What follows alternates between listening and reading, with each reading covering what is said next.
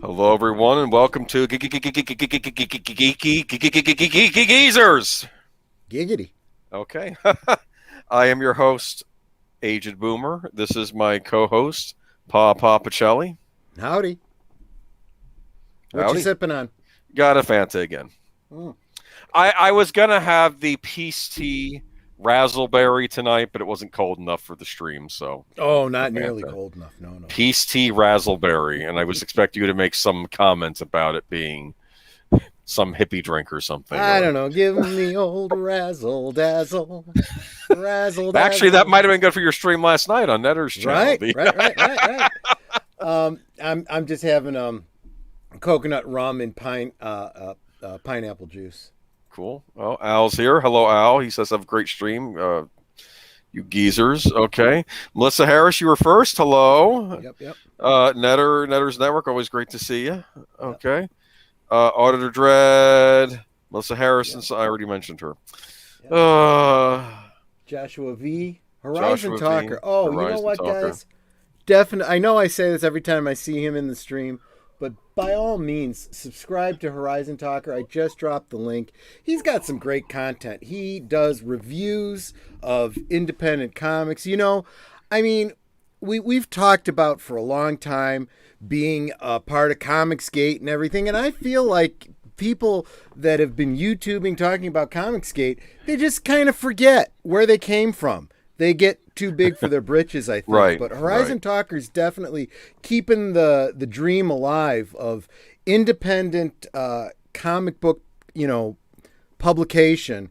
And he's working on his own stuff. So by all means, if you follow him, you'll get some great content about what's going on in the independent comic community and support him and what he's doing because he's got some great stories to tell himself.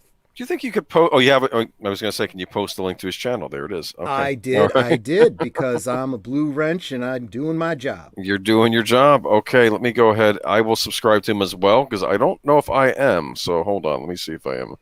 Just get that out of the way. Oh, okay. I heard an echo there for a minute there. Horizon Talker, subscribe. Everybody subscribe. Okay, there we go. Hopefully you get some subs tonight. All right, but all right, should we start off the stream maybe on a little bit of a somber note? But Yeah, a little bit. And speaking of blue wrenches and all, I think that's kind of where I did want to start it. Let me grab a link here real quick so I can be ready with it. Doing my job here, but the first thing I want to say is doing a show like this is a lot of work. And when you're on mic for a live stream, it is impossible to do it all. The blue wrenches are just invaluable, and we can't do it without them. They make the difference between a seamless, smooth show and a boomer grinding show full of pregnant pauses, But in short, they're the difference between success and failure. And the diamond standard for blue wrenches is Lady Mist. And you can see her as the blue wrench every single stream over on Max World Entertainment. She's a cheerleader for the community, and I just can't say enough good things about her. And recently, her life was touched by tragedy. Maybe you've heard about the Sophia Edwards case. It's been in the news, and you can look it up. But beautiful, beautiful teen who went missing and was found, and with not a happy ending to that story. So now there's a GoFundMe campaign to raise money for a memorial for the family. The goal is 10,000, and the campaign is stalled at just under 9,000. But I truly believe that as a community, we can pull together and do something to try and offer, the family some comfort. yeah, I'll never know the pain a parent goes through losing a child, but I certainly have human compassion, and I know our listeners do too. I also know that not everyone may be financially solvent, but even if you can't give financially, maybe you can share out the link. spread the word. I'm Yeah. dropping that right now. I know we have an awesome network here in this community, and I believe in you. So if you got it on your hearts, $1, $2, $100, whatever you got, you know. If not, take that link, copy it, share it on your social media, and share a little bit about this. But you know, I'm here talking about community. I'm talking about supporting each other. This is the fundamental way of supporting each other, you know. Mm-hmm. Definitely. And it is a tragic, like I said, it's like I said, we're starting off on a somber note, but hopefully this can do something, you know, for the people affected by it. Yeah. All you listeners, whether it's right now live or later on when you catch the rebroadcast, you guys can make it a little bit better for that family. Definitely. You know, there's always hope. Let's be a part of that solution, right? So let's kick it up. What can we do that's a little bit more positive? What can we talk about? We could talk about the good old days. The good old days. And tonight's topic is the wonder that was the compact disc. So, for the younger listeners out there, this is all like ancient history to you.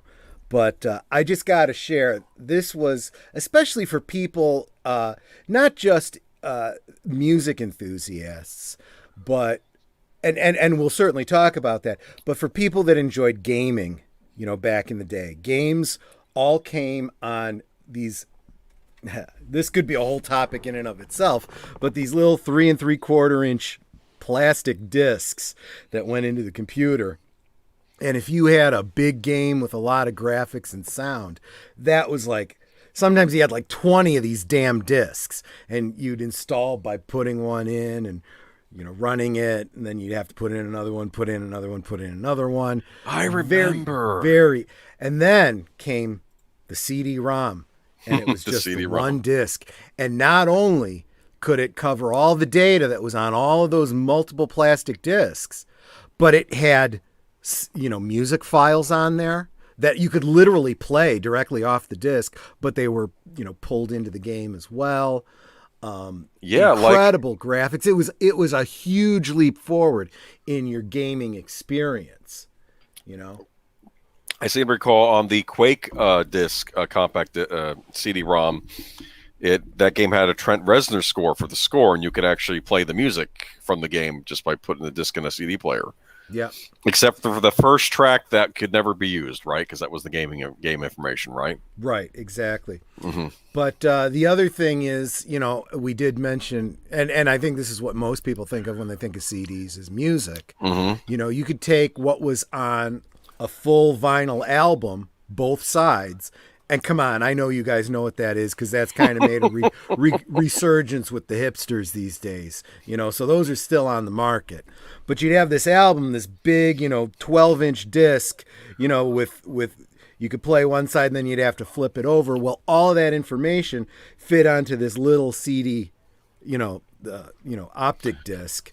And, you know, I remember in the day there was the purists were like, oh, you know, this isn't the same as analog, and I miss the little pop hiss and the, you know, artifacts of the vinyl, which, I mean, I suppose is exactly why we have, you know, vinyl making a resurgence. People still love it, but, you know, there is something to be said for the ease of you know, convertibility of a digital media. You could, you know, rip a CD to your hard drive, play it right off your hard drive. You could, you know, and later on when DVDs came out, you could just fit a whole bunch more onto a DVD.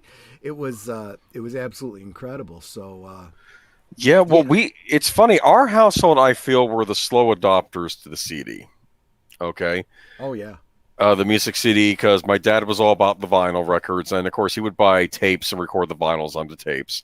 I think my sister might have been the first one to start buying CDs. Okay, like music CDs, because I wasn't really as much into music as I was when I got older. So, and if I would buy a music CD, I wouldn't buy it on CD. I'd buy it on an audio tape, which were pretty close to terrible. Like I get people love vinyl, they love CDs. You don't hear people talking about bringing tapes back. Well, whether they be 8-track. When did CDs like hit the market in a big way?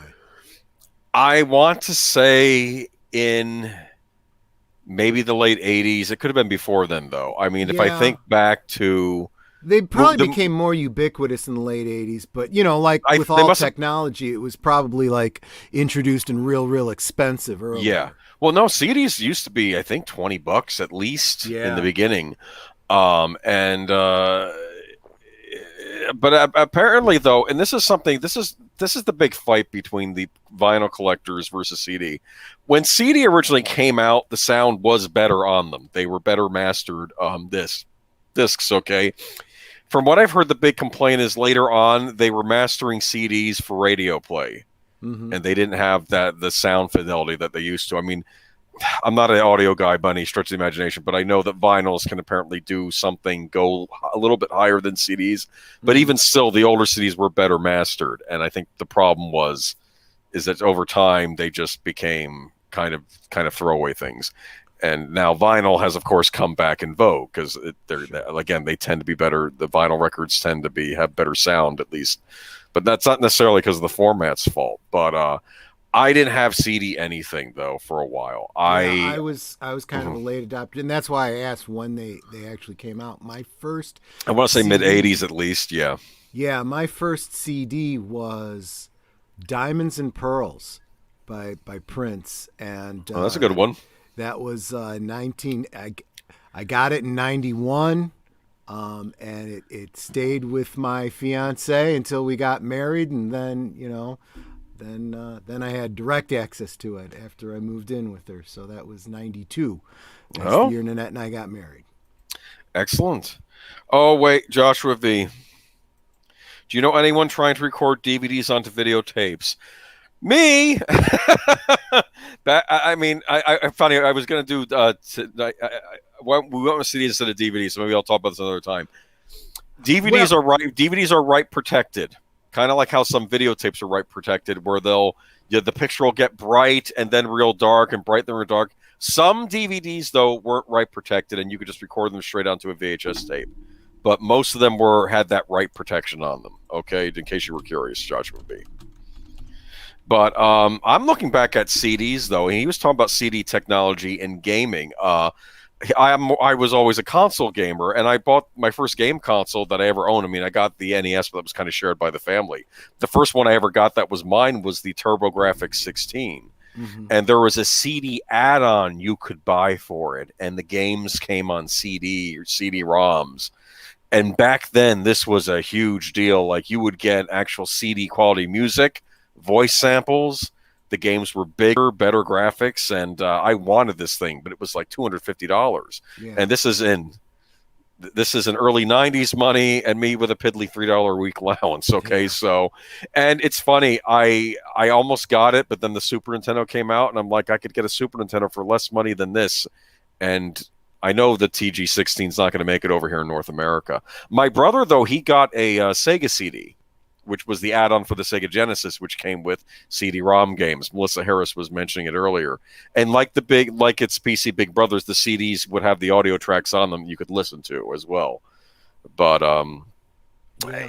the whole CD thing didn't really take off in gaming though until like the PlayStation came out though, because you had CD-based systems, but people were still going with cartridges. In fact, Nintendo stubbornly didn't go with CD-ROMs ever. In fact, they stuck it out with cartridges during the N64 era, the Nintendo 64 era. Would you listen to this guy? Games didn't really take off with CDs until consoles.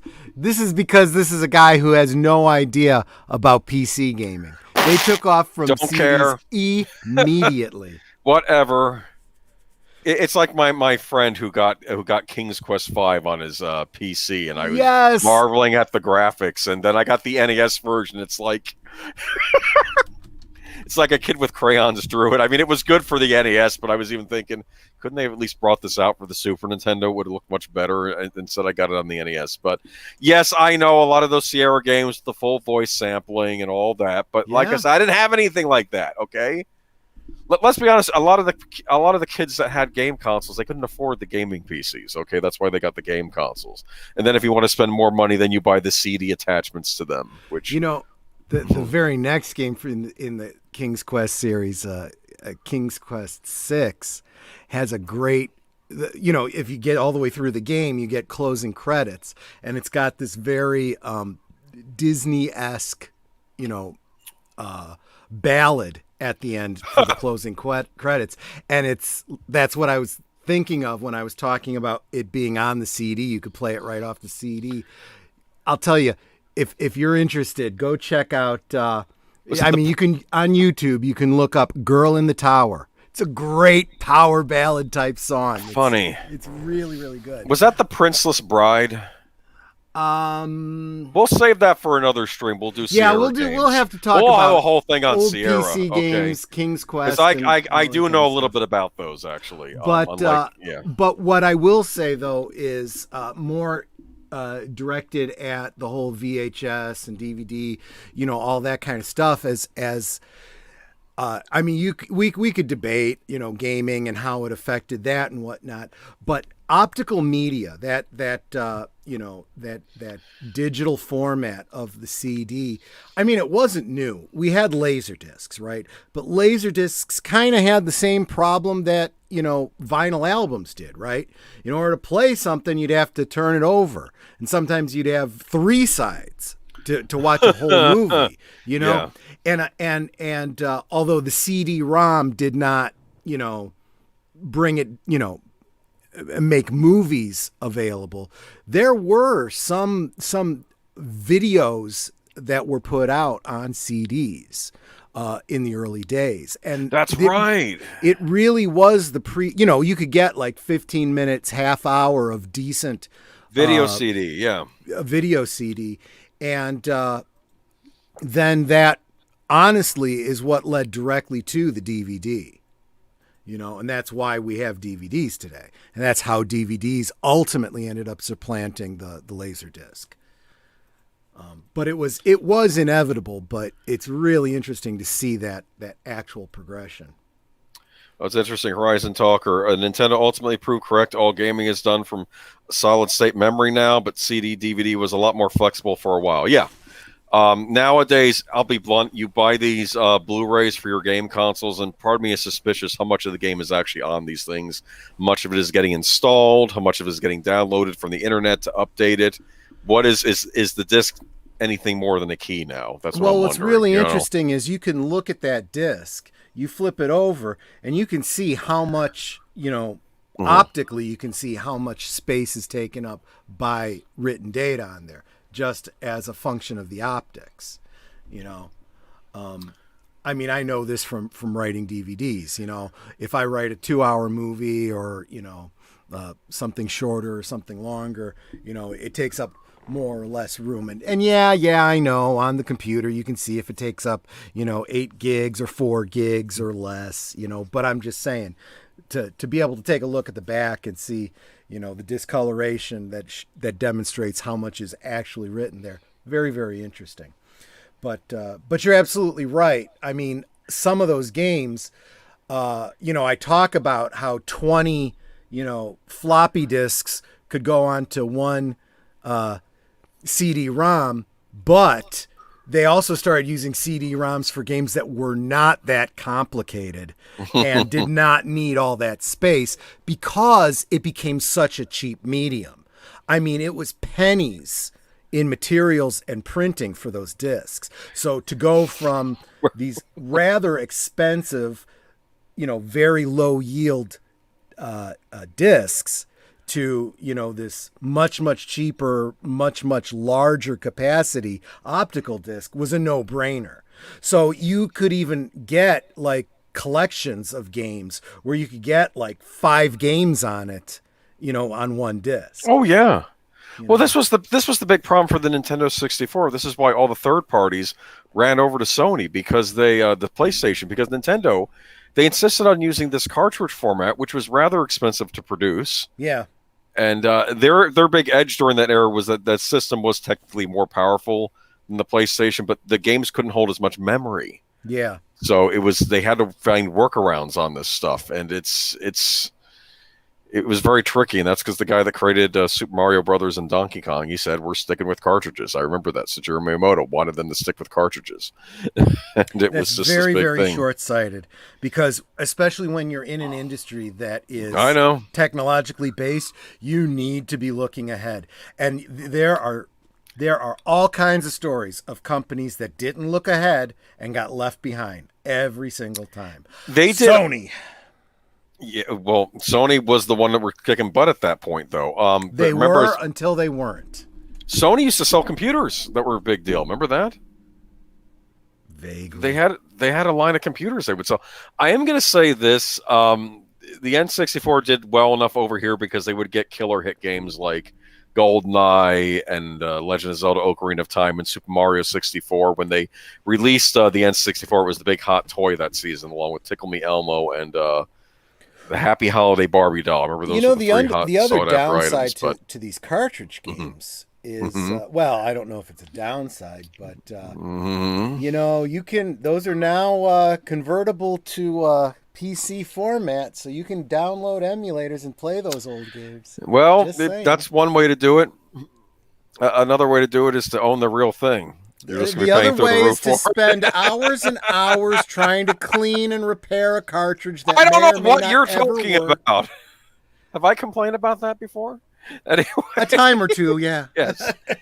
Anyway, though, but it's funny though. We'll talk about Sierra games at some point too, or even the old point-click games. I have a lot to say about those, and but yeah, CD. It's still with us. They still make CDs, music CDs. Obviously, they moved on to DVD-ROM, and I think Blu-ray ROM now. Honestly, whatever. I don't know what they're doing. It's all solid state. Yeah. I was starting to allude that CD-ROMs now have even become, all they are is a medium to get that music to you, with the expectation that everyone is just taking and copying those down in a digital format to their hard drives and putting it into playlists, and making it, putting it on a thumb drive to take in the car with them. Because back in the day when these first came out, you'd have your little CD Walkman, this little, with headphones with an adapter that you could plug into the car, and you could play a disc at a time, and every time you did a bump it would jump on you. But my car still has a CD player in it. It's probably one of the last models that have it, and once I'll always play the iPod, right? But once in a while I'll stick a CD in there, and it's pretty good till you hit a bump. Exactly. And now you don't even have to worry. And they used to have disc changers that you'd put in the trunk, and you could put in a whole bunch of discs, and you can sort through the discs and play them and so forth. Now you just copy all of that music to one little thumb drive, plug it into your dashboard, and you're ready to go for a long trip. Yeah. Well, yeah. That's the marvels of modern technology, right? Yep. I mean, someone was pointing out that the standard features in cars would have been luxury features, 20 years ago? Okay. It drives me crazy. All the things that I'm like, I don't need this, I don't need that. Oh, they all come standard now. Seriously? Yeah. Oh, Horizon Talker said it was called the Sony Discman. Remember? Sony Discman. Yeah. That's sexist. That's sexist. I don't like that. Disc person, please. Okay. Oh, that would not fly today. Sony. I'm telling you, I'm at the point in my life where if someone says that to my face, I'll say, "How about the disc? Fuck you. How's that? How do you feel about that? Get out of my face." Anyway, Auditor Dread, Perfect Dark, Mario Kart, Legend of Zelda, Super Mario 64, which I believe was the best-selling game. What a library! But the N64 discs were proprietary, and Nintendo got money from each. So if you were going to make a game for the N64, you had to pay up as well. So anyway. No, good memories. Yeah, and I would say I'd really like to have a little talk about the old PC games. That would be a lot of fun. Oh, Auditor Dread says, I do. Yeah, we're going to do that next time. I do want to comment him. Oddly, I never owned it when I had an N64. I'm going to say, if you like a lot of those old games on the N64, if you have an Xbox, just get Rare Replay. It has a bunch of them on there, including Perfect Dark, and you can get it on sale for like $15 sometimes, and it's like you get a whole bunch of games. But anyway, let's move on to the news. Anything else to say about CDs? No. Okay. But I will say, I will use this to say once again, back in the day, that was how you could own physical media. So make sure you own physical media, people. Get that CD, rip it to your hard drive if you want to, and then keep that disc somewhere protected. I am going to say this. I've been thinking a lot about the whole owning physical media. And I think for me, even till now, being able to own something was a big deal. And it is like they are trying to steer us away from that. Well, that's also these are the same people that are trying to steer us into this Marxist socialist world where you won't own anything. Where the government will own everything or the big corporations will own everything and you use it at their discretion. And actually, just remember that, people. That's what you're supporting if you're not owning physical media. You're supporting a Marxist ideology. Yeah, well, it's not good. Let's get to our first story. We're going to touch on this again when we get to that upcoming story. We have anime stories to talk about tonight. Yeah, I mean, I was actually surprised as I was putting the notes together. I'm like, wow, we got a lot of things in the news related to anime. I may have to start getting more and more into anime. Oh, I'm gonna. You have to watch all of Mobile Suit Gundam. That'll be about 300 episodes. Come back and talk to me. Okay? No, I'm sorry. Okay, see you in a month. No, anyway, no, actually, there's lots of different anime. You can just watch an anime movie, which is self-contained. You can watch a 26-episode series. There are many different ways you can watch anime. Okay. Well, and I've been around seen for a long time. Some anime, and I gotta say, I really do love the artwork. These artists are incredibly talented. They've got great writers who know how to tell stories. But over at Netflix, I guess they figure they can piss all over these people and, not pay them fairly. From what I've heard, I'm going to go ahead and talk about this, but working in the anime industry in Japan can be kind of grueling, okay? Yeah. Sometimes I've heard people not getting paid what they should. So obviously that makes this story more prescient, because if they're already not getting paid a lot, what the heck is Netflix doing to them, okay? Yeah. Hopefully I'm saying this right. Ichi, who has worked for the anime industry over 20 years, criticized Netflix for allegedly paying animators less than the industry average. And keep in mind, I think the industry average is also pretty bad, okay, over there. Ichi worked on series like Kill la Kill and Skull Rumble, laid out their claims against Netflix on Twitter, writing, apparently a producer working on a Netflix anime made at MAPPA was suggested to pay 3,800 yen, US $34 per cut. The budget for TV series is between 3,800 and 7,000 yen. So if you accept that offer, the unit price for animators would go down. Freelance animator Zaid Gasson, who has previously worked on such series such as Smile Down, The Runway, and Sword Art Online, added, the usual 4,500 yen per cut is already bad enough. What is Netflix thinking, allowing them to pay less than the average? Ichi clarified that this issue is mostly with Netflix saying, for all the exorbitant amount of capital they have, it's a problem that they've started to place orders with such low rates. There is a possibility that the prices are even lower than a TV series. A full translation of Ichi's tweets, along with the responses from other animators, is available on Anime News Network. Okay. Let me just say that for a company that does so much fucking virtue signaling and that puts them in the whole camp about talking about equity. So what, you just hate Asians? No, they just hate their employees. I mean, you just hate your employees. Yeah. Tell me more about equity, you hypocrites. I don't know what kind of unions they have in the anime industry, if there is any. I don't know. Sure I would bet you coming out of Japan is very anti-union for good reason from the example we've had in that. Of course, because just ask anyone living in Detroit that used to work for the auto industry. How did the unions work out for them? Yeah. like It's a great way anything. to end up out of work if you're gonna push your union and unions protect me, unions protect me. Yeah, they protect you until you have no work and you're completely out of work, but they protected you. Oh, let me go on with this article too. Allegations about animators being overworked and underpaid have swirled around both Netflix and the anime industry for several years. In 2019, an artist in the Philippines who worked at the studio that was producing the Carmen Sandiego series accused Netflix of paying its animators less than minimum wage. Yep. Wow. And that same year. So I want to hear these companies talk about equity and how they want everyone to have a living wage when they're doing this kind of shit. This is very odd to me because it's like they say one thing and do the other behind the scenes. I'll tell you, you can't get away with this kind of crap I mean, for all that we talk about how socialist media is, deplatforming and censoring and all this kind of stuff. Yeah, but we still have a great deal of flexibility in getting information out. I mean, this show alone is a great example of that. You go look at all the comments on the Star Wars official YouTube channel.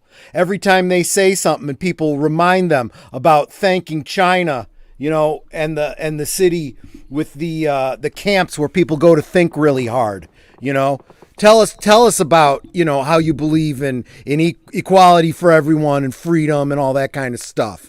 That kind of stuff, you can't keep that quiet. And this is just another example. You go tweet out something about how you think everyone should be treated equally. See how you get nailed by people pointing to this article and others like it. Oh, look, auto addresses. All the anime money went into Cutie's production. Oh, no. Yeah, exactly. No, exactly right. We believe in equity. We believe everyone should be abused equally, including children. I think that over in Japan, a lot of the people working in anime are doing it because they love the art form and hopefully they can work their way up into a better position or make their own company someday. I don't know what the full reasons is, but it's already lowballing, and I feel they really are taking advantage. And it's ridiculous. And if you're either going to get low quality output, or you're just not going to get any output at all because no one's going to want to work for you. Okay, I'll give you another one. It's modern day slavery. Tell me about how we have institutional racism based on slavery in this country, and then talk about your current business model, Netflix. Well, that's going on. Well, that's neither here nor there. It's over. You're not supposed. Basically, what it is, we're not supposed to know this stuff is happening. Let's be honest here. It's a damn shame that we live in an information age. Then. Yeah, but no, this is disturbing. I hope this gets sorted out. Maybe don't go working for MAPPA. Spread the word over there in Japan, and. It's a shame that people are getting abused over this because this is hard work. Animating. Did you hear stories about back in Disney when they were animating Beauty and the Beast, and about how the writers were getting cramps from the amount of drawing they were having to doing in their fingers and stuff? It was this whole big thing. It was. And that was over here where I'm sure they were paid more fairly. But yeah, there's definitely something to be said for the artistic talent that is required for drawing these characters, but I also don't fault the innovation of computer graphics and stuff in animation. And to be fair, a lot of the anime I believe is all being done on computer these days too. And let's be honest, I mean, all the way back to the beginning of cell animation, right? Mm-hmm. You had shortcuts for taking one picture and minimizing how many extra frames you had to do, keeping static backgrounds and stuff like that. Well, now you could basically do spiritually the same thing in the computer, but with a little bit of an upgrade. You create the background and it's in quote static, but because you've created it in the computer and it's 3D, you can move the virtual camera around and it's not static. You can see it from different angles, and you can see movement and stuff like that. So, I wonder if that was attempted in that one movie I saw, Tekken Concrete, which I believe was, even though it was a Japanese animation, it was actually directed by an American who was working in Japan, working in the anime industry, and it looked 2D, but they managed to swirl things around, and I wonder if that's what you were just talking about. Well, the main example I think of is, you mentioned Beauty and the Beast, the ballroom scene when the camera comes down, Mhm. goes around them, and Right. comes back out. Yeah. That is a 3D animated, virtual space that they've created. It starts with 2D drawings of the characters, but then they render it in such a way that that whole background is a complete, just like in a video game. Now you're making me pine for the days when Disney would make traditionally cell animated movies instead of tacky live action remakes of them. But that's a whole another animal. Well, that was back when Disney was innovating and not, rehashing. It was back when Disney was Disney. Disney doesn't feel like Disney anymore. No, it's not. This is not the Disney I grew up with. I mean, Yeah. I'm not saying Disney has always been perfect. They've made mistakes, but all studios have. They have hits and misses. But I don't like what they become. They become this gobbling monster as of late. But anyway, yeah. So like I said, I hope they figure that out. But we have more anime stories. This one is fascinating. We've talked about. I almost feel like. Oh, I posted on YouTube. Oh, that's weird. Okay. Yeah. No, what do you call it? We talked a little bit about this a while ago about Russia banning certain anime, and typically I figure, okay, they're just going to keep doing this, but this one is actually rather significant. This particular title they have banned. Oh, Zootopia has a point. There are huge issues with Naughty Dog and how they treat their video game coders. Yeah. Oh, yeah. There's a lot of stuff. I am going to say this for Nintendo. They, from what I've heard, at least they let people work until the project's done. They don't have them. They don't force them into crunch. If the game comes out later, it comes out later. I've heard this, so I don't know if they're better, but that's what I've heard. But yeah, Naughty Dog, terrible, but that's a whole nother animal. Russia's war on anime continues as state government bans Akira on grounds that it could harm the health and mental development of children. Okay, y'all know what Akira is? Who lets kids watch Akira? Funny Horizon Yeah, talk. I don't know. Okay. It's not a kid's thing. Okay, I don't know if you've ever heard of Akira. Let me read a bit from this article, Troy. Following their banning of various isekai and shonen anime titles from being distributed within Russia, which were ostensibly restricted out of concern for the mental well-being of the nation's youth, the Russian government has now banned the classic 1988 anime film Akira from their country on the grounds that it could harm the health and mental development of children.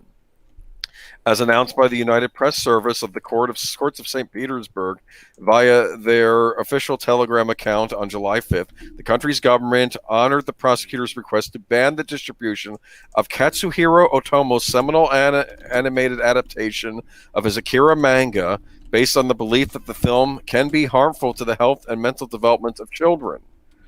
The court further noted that this decision was made in light of the previous bans issued against other anime series, including Tokyo Ghoul, Death Note, and Konosuba. Though these bans were initially done in order to forcibly prevent pirate distribution from websites from making the specific pieces of mature content available to younger audiences, their effects have widespread ramifications for legal distribution, as multiple streaming services have had to remove the affected series from their libraries in order to avoid running afoul of the Russian government. Okay, Akira is one of the most important animated movies ever made. I'm not talking just anime. I'm talking about in general animation. Everybody was floored by it when it came out in 1988. It's one of the most detailed animated movies I've ever seen. I remember watching a little documentary on HBO about anime back when it was kind of emerging in the late 90s, and the Trey Parker, Matt Stone from the South Park were explaining that Akira floored them when they first saw it, how everything is animated. Little pieces of trash floating around the city are all animated. It just the amount of detail put into that movie. Siskel and Ebert were amazed by Akira when it came out. They gave it thumbs up. And I always gave them points for actually being open-minded toward animated productions from Japan. But it's a huge deal movie.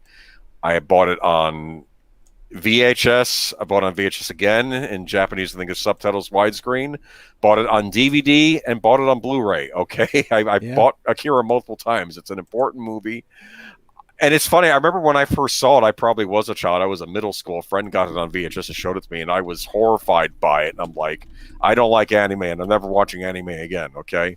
Of course, that proved false, over time. But it's not exactly a movie I would show someone getting into anime, but it's a kind of I don't want to say Blade Runner-esque, though it's been compared to that. It's basically kind of a cyber. I don't want to say it's cyberpunk. It's like a post-apocalyptic like after the apocalypse, and like there's like a dystopian Japan and teenage gangs attacking each other and telekinesis experiments by the government, and it's a fascinating movie. I heard the manga was much more expansive than the anime film as well, but it's definitely an important movie, and it's an important work of art. Okay. And not that I want to get into what is or isn't art or what is or isn't high art, but Akira definitely is high art.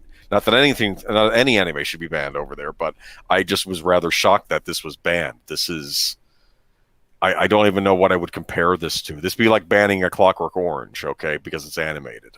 Yeah. Okay, I mean, this is an important movie, and I don't know what's going on over there. This is like it's funny. They're reminding me of us in the 1950s when it came to the EC comics, like crime suspense stories and Tales from the Crypt, how those sort of got banned, not by the government though, but the comic book industry were afraid of government censorship, so they took it on themselves to basically come up with the comics code and basically tell distributors not to house comics that didn't go by the code, But anyway, any thoughts on this?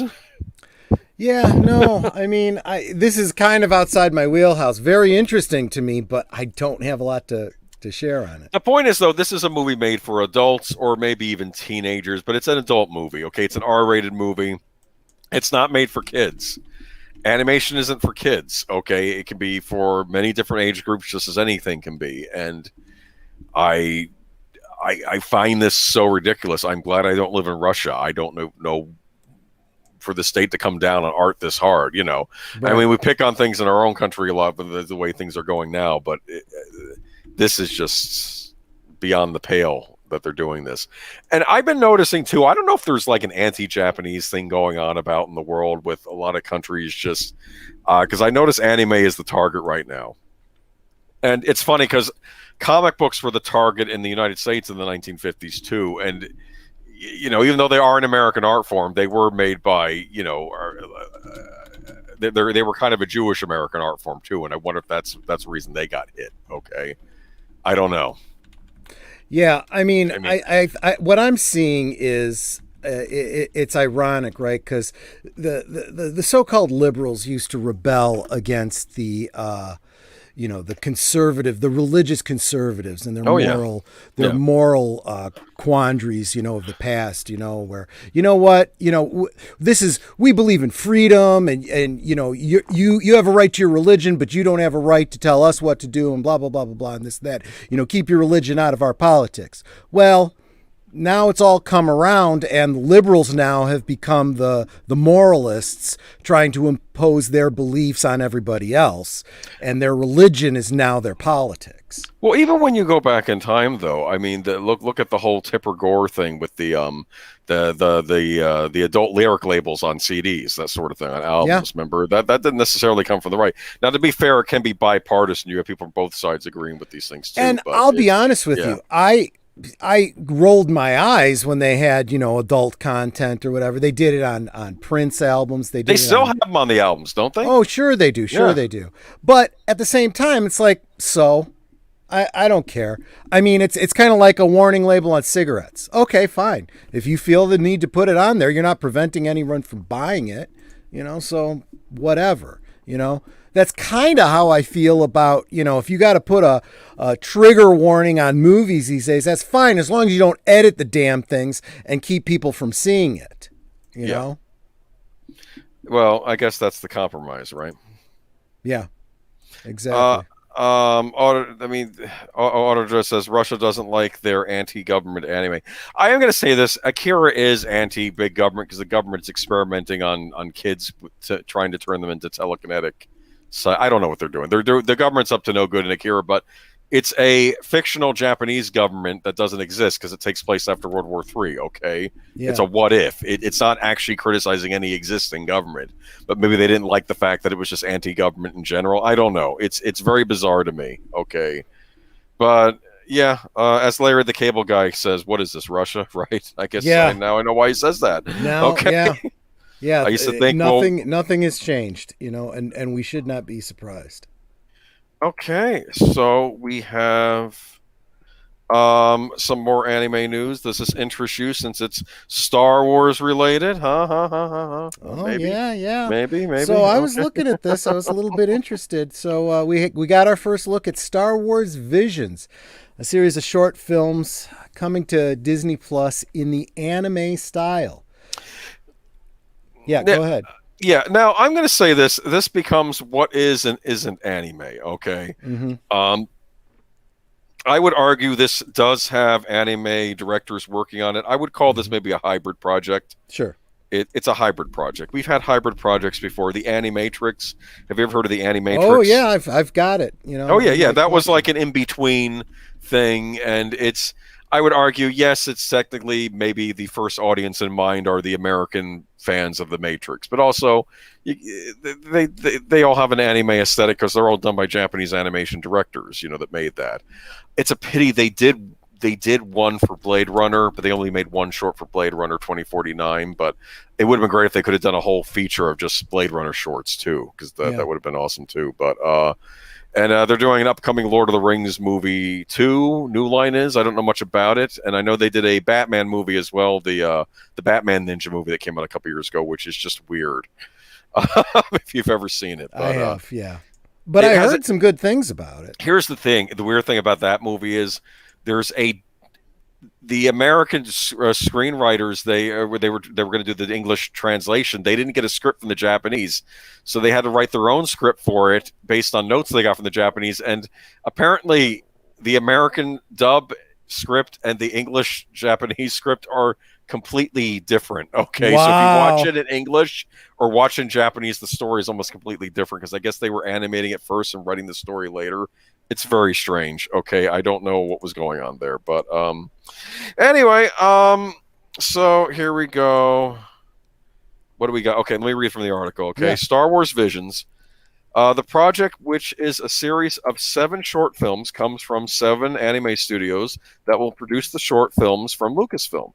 From the beginning, stories were told in the Star Wars galaxies have counted Japanese mythology and the films of Akira Kurosawa among their many influences. And these new visions will further explore that cultural heritage through the unique animation style and perspective of each anime studio, Disney Plus said in a press release to the Deseret News. Okay, this is all sounding interesting to me, okay? Mm-hmm. You're right. Lucas did get some influence on that from Kurosawa. Of course, that's kind of a different thing. But here's the breakdown of the animated studios involved, along with the title of each short project. Kamikaze Duga, The Duel. Oh, that's the studio. Okay. Oh. Can I even say that on YouTube? Okay. Geno Studio, Lapan Oko, Studio Colorado, Tatooine Rhapsody. That sounds kind of interesting. Trigger makes the twins, and Trigger's also making the Elder. Kinema Citrus, The Village Bride. I don't know any of these things. I'm becoming an old timer when it comes to being an anime fan. I don't know any of these studios. Okay. Science Saru, Akakiri. Science Saru is also making TOB1. And Production IG, The Ninth Jedi. Okay, Production IG, they're old school. I know them. Okay.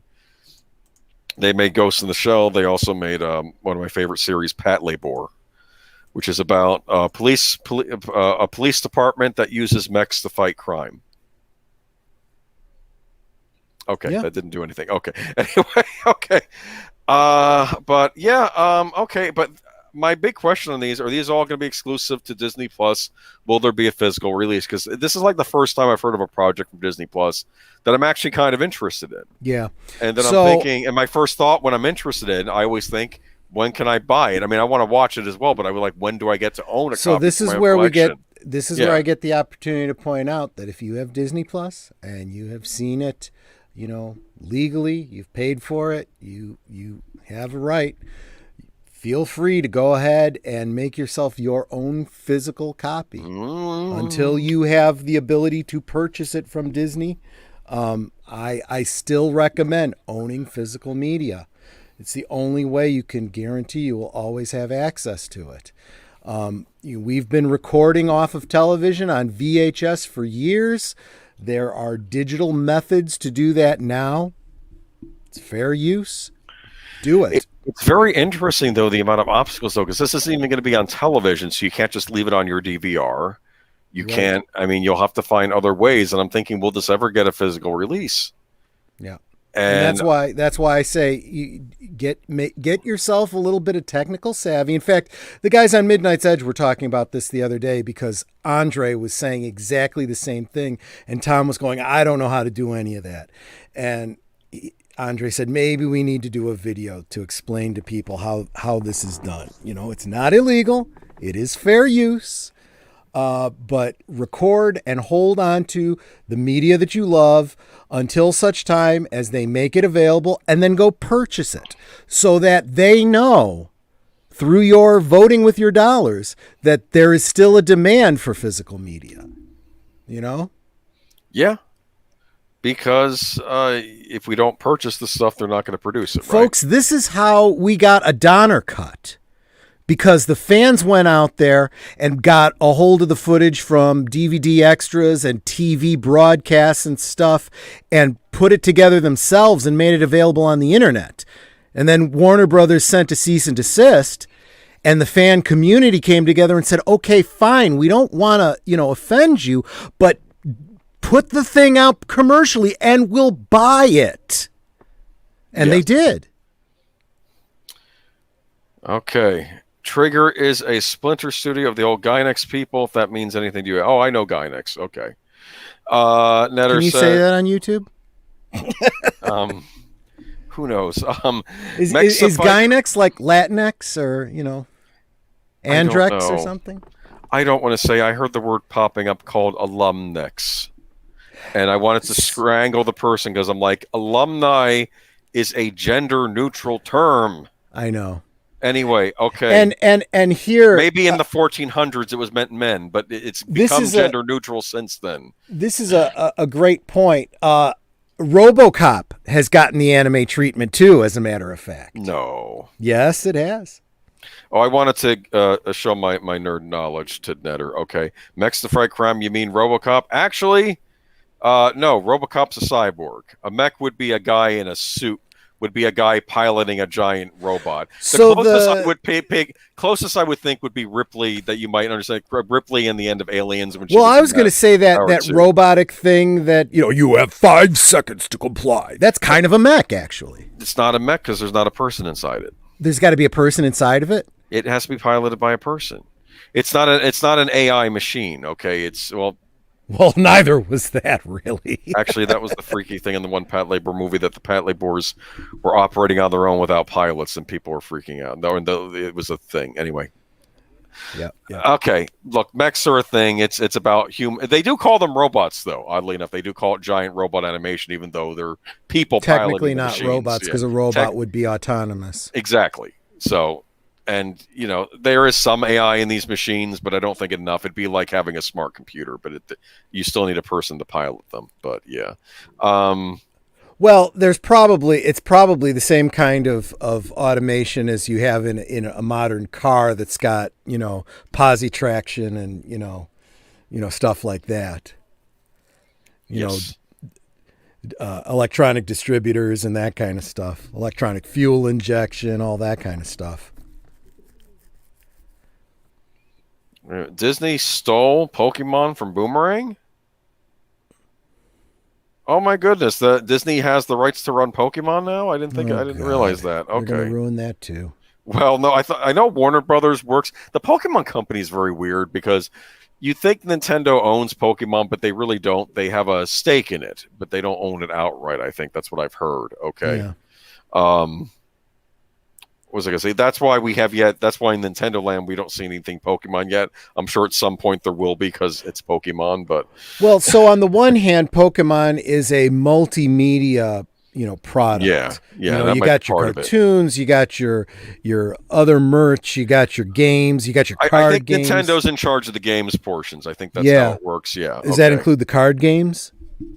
I don't know. Yeah, the card games are real big too. They were. I know that it's funny. I They remember kind of still are. I remember. Talk about old days.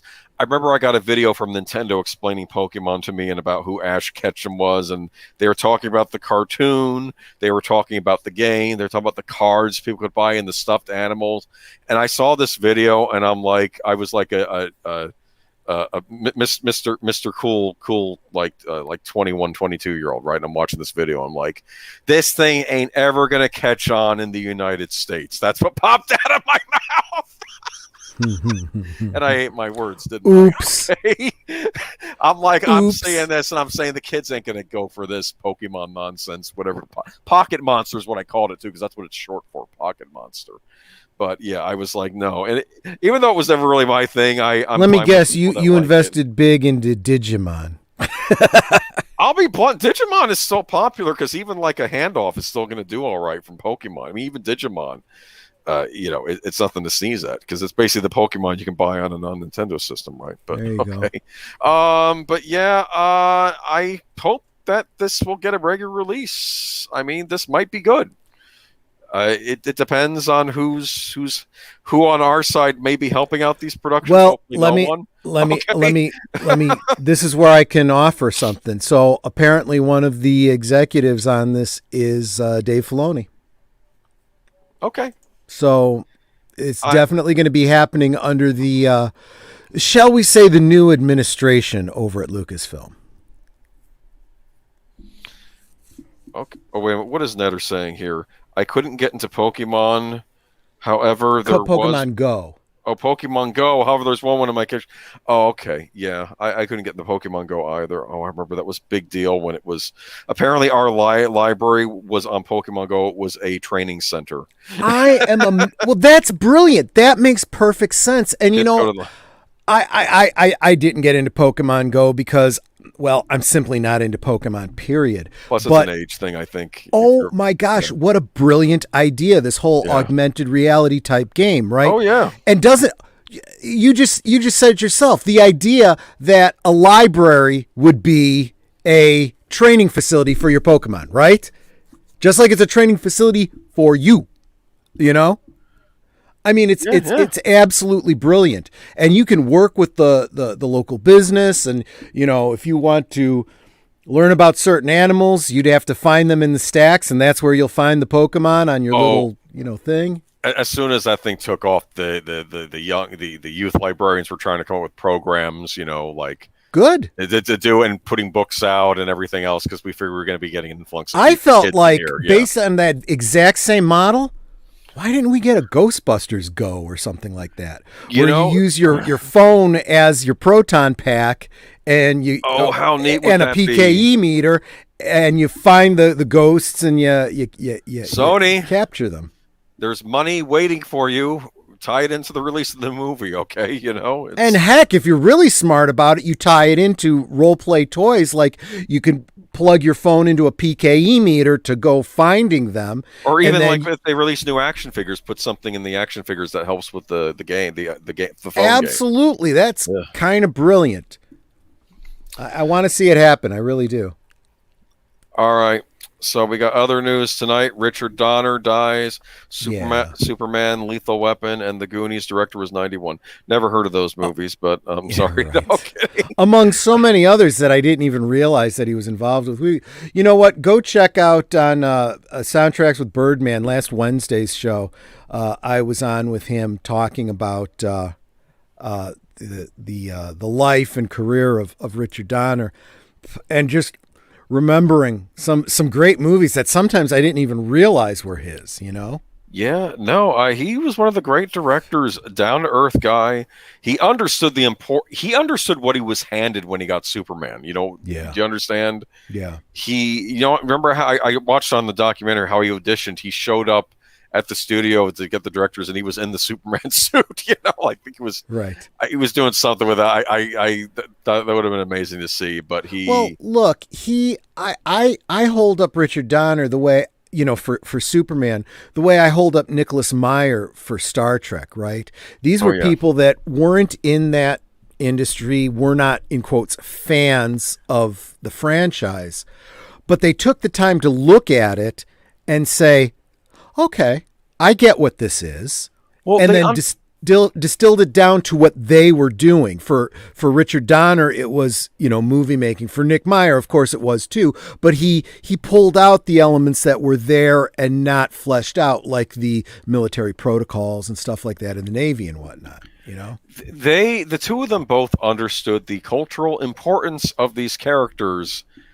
And ascribe to them the reverence that they deserved. He made a point when he did Undiscovered Country. There's that final scene when he says "second star to the right" and straight on till morning. When Kirk says that, he did this because he's pointing out that the crew of the Starship Enterprise are as culturally important as Peter Pan and the Lost Boys. Okay, that was what he was saying there.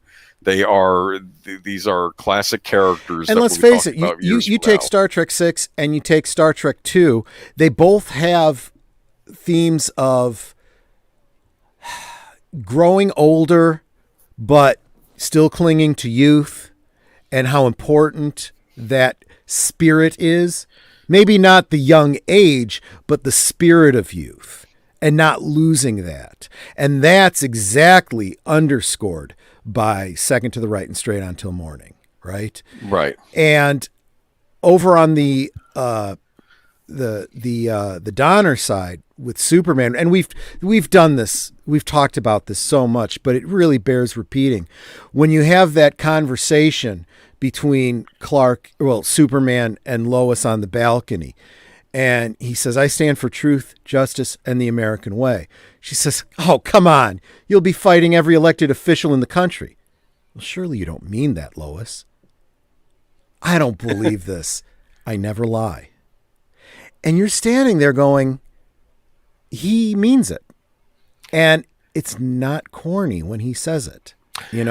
This isn't Adam West Batman, saying something, that's corny and cheesy, that's sweet and nice, but it's kind of goofy and doesn't work in the real world. For Superman, you hear it and you go, yeah, I've gotten kind of jaded. I wish I believed that. In fact, you make me want to believe that. Plus, you lay on top of that, what was the tagline for it? You will believe a man can fly. Well, it's not just about a man flying, okay? I mean, from a technical filmmaking point of view, it is. But you will believe a man could be a Superman.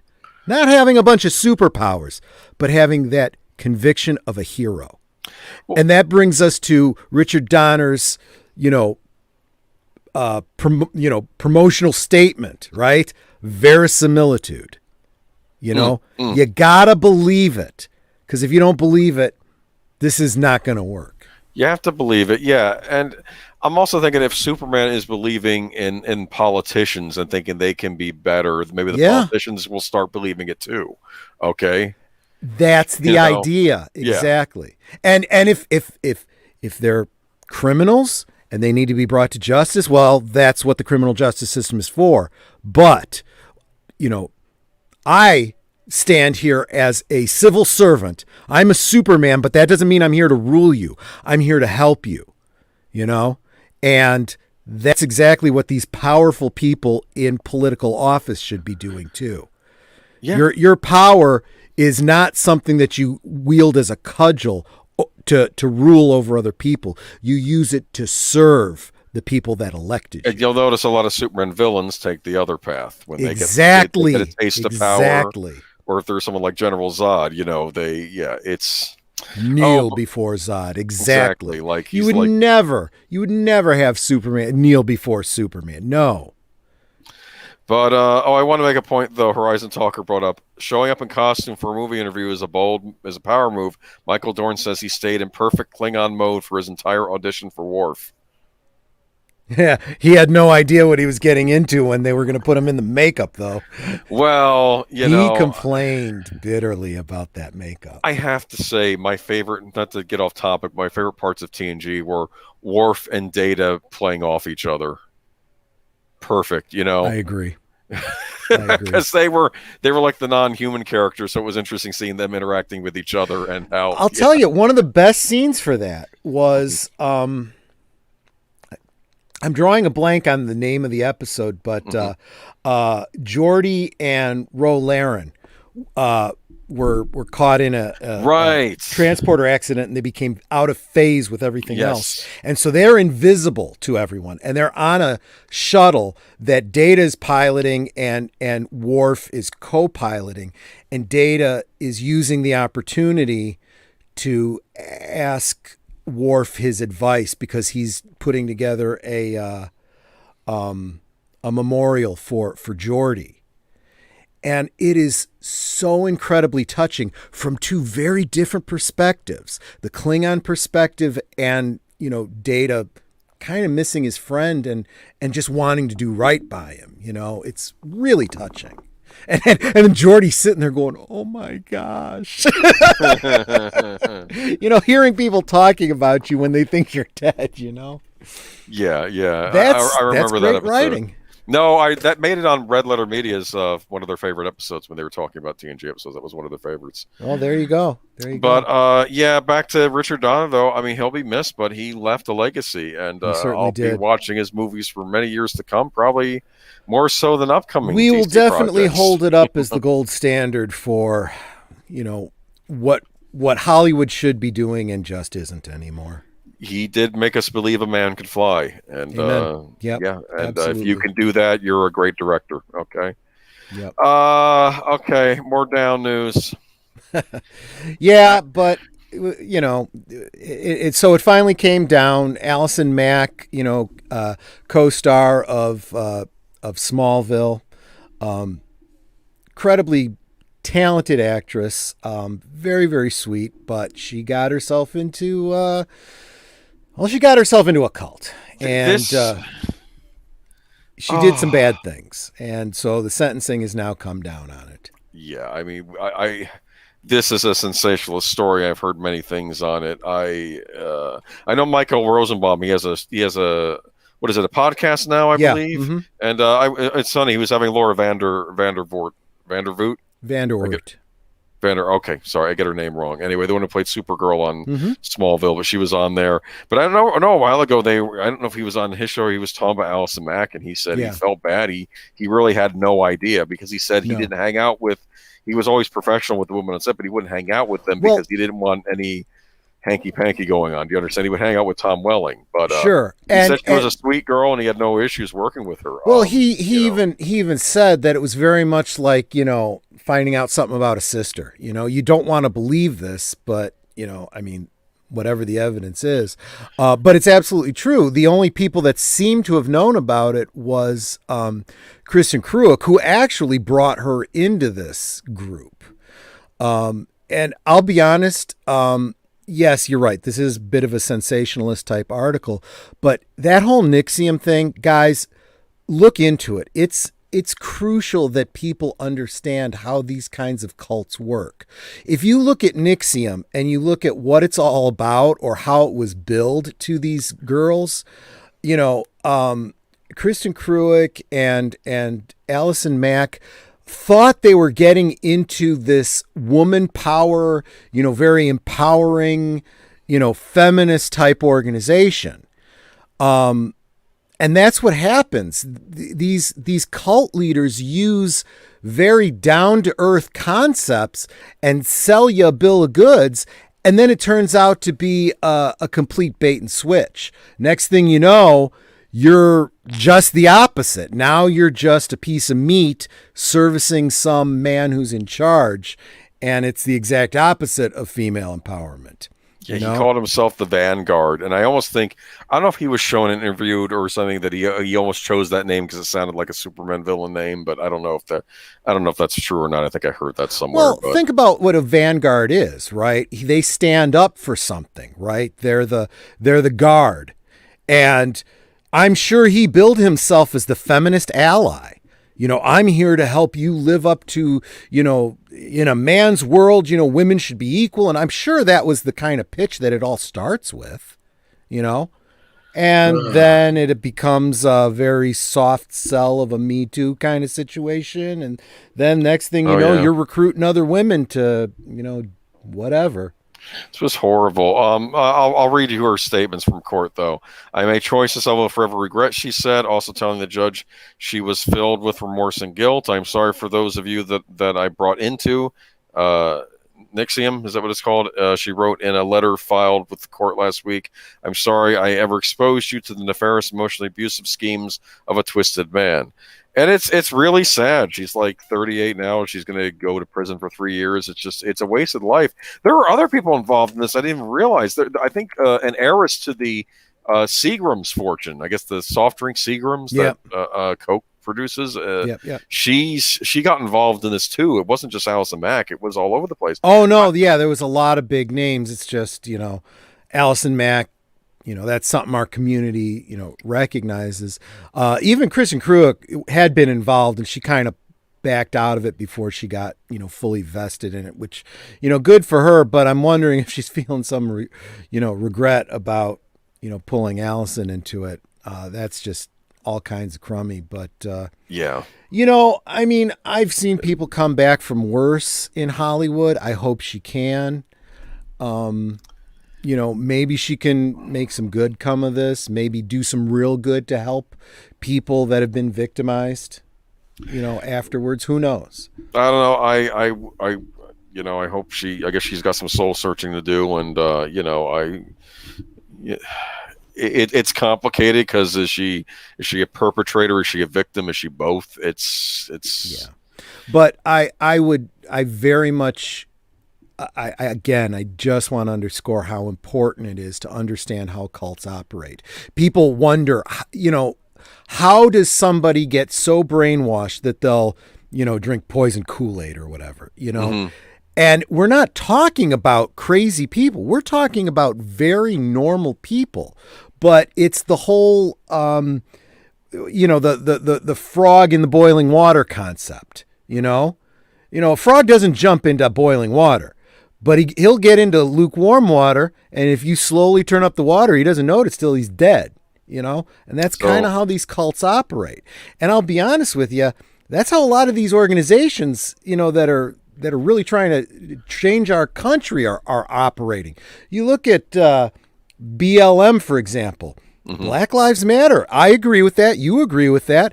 And there's injustices out there that we should care about. And everyone should be treated equally. And then as you get more and more into it and look a little bit deeper and a little bit deeper, they start talking about how, some people should be treated a little bit more equally than others because of how they weren't treated well in the past. And you know what? In fact, it's our time now to rise up and do, the same thing. And then suddenly you find yourself, burning down businesses in so-called peaceful protests. It's a cult. It is just another cult. There was stuff on their website. They got rid of getting rid of the nuclear family. That was one of their modus operandi, which, come on.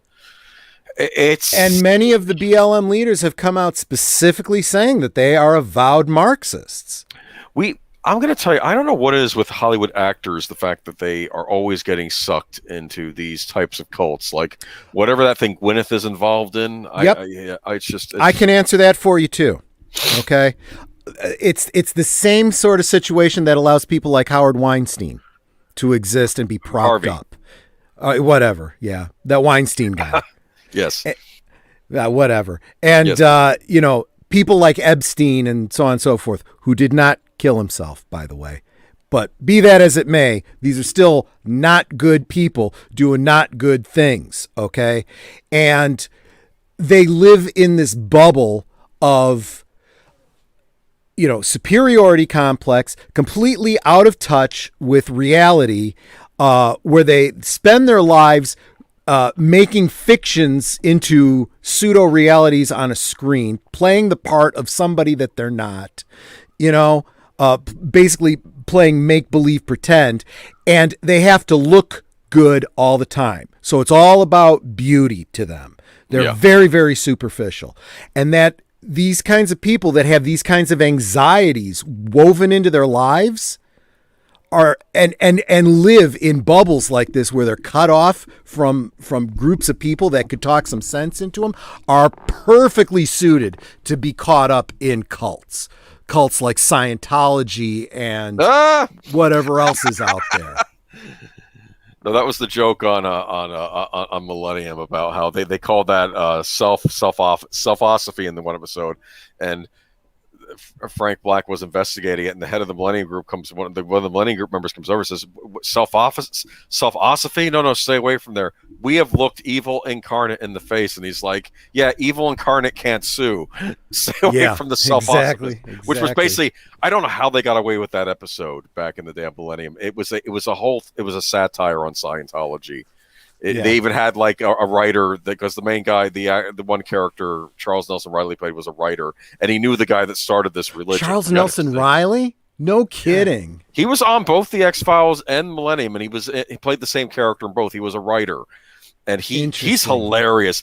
I knew a guy that worked on a movie production with him, and he said Charles Nelson Riley was he was great to have on set. I would imagine. He would always have the crew laughing in tears and stuff. Just a good guy from what I've heard. But yeah, sure. But yeah, I mean, that's Hollywood is just ripe for that kind of stuff, and I don't think anybody looks at Hollywood and says, "Oh yeah, those are the people to listen to for how to run your life." I mean, oh, you mentioned Gwyneth Paltrow. Just follow her blog a little bit.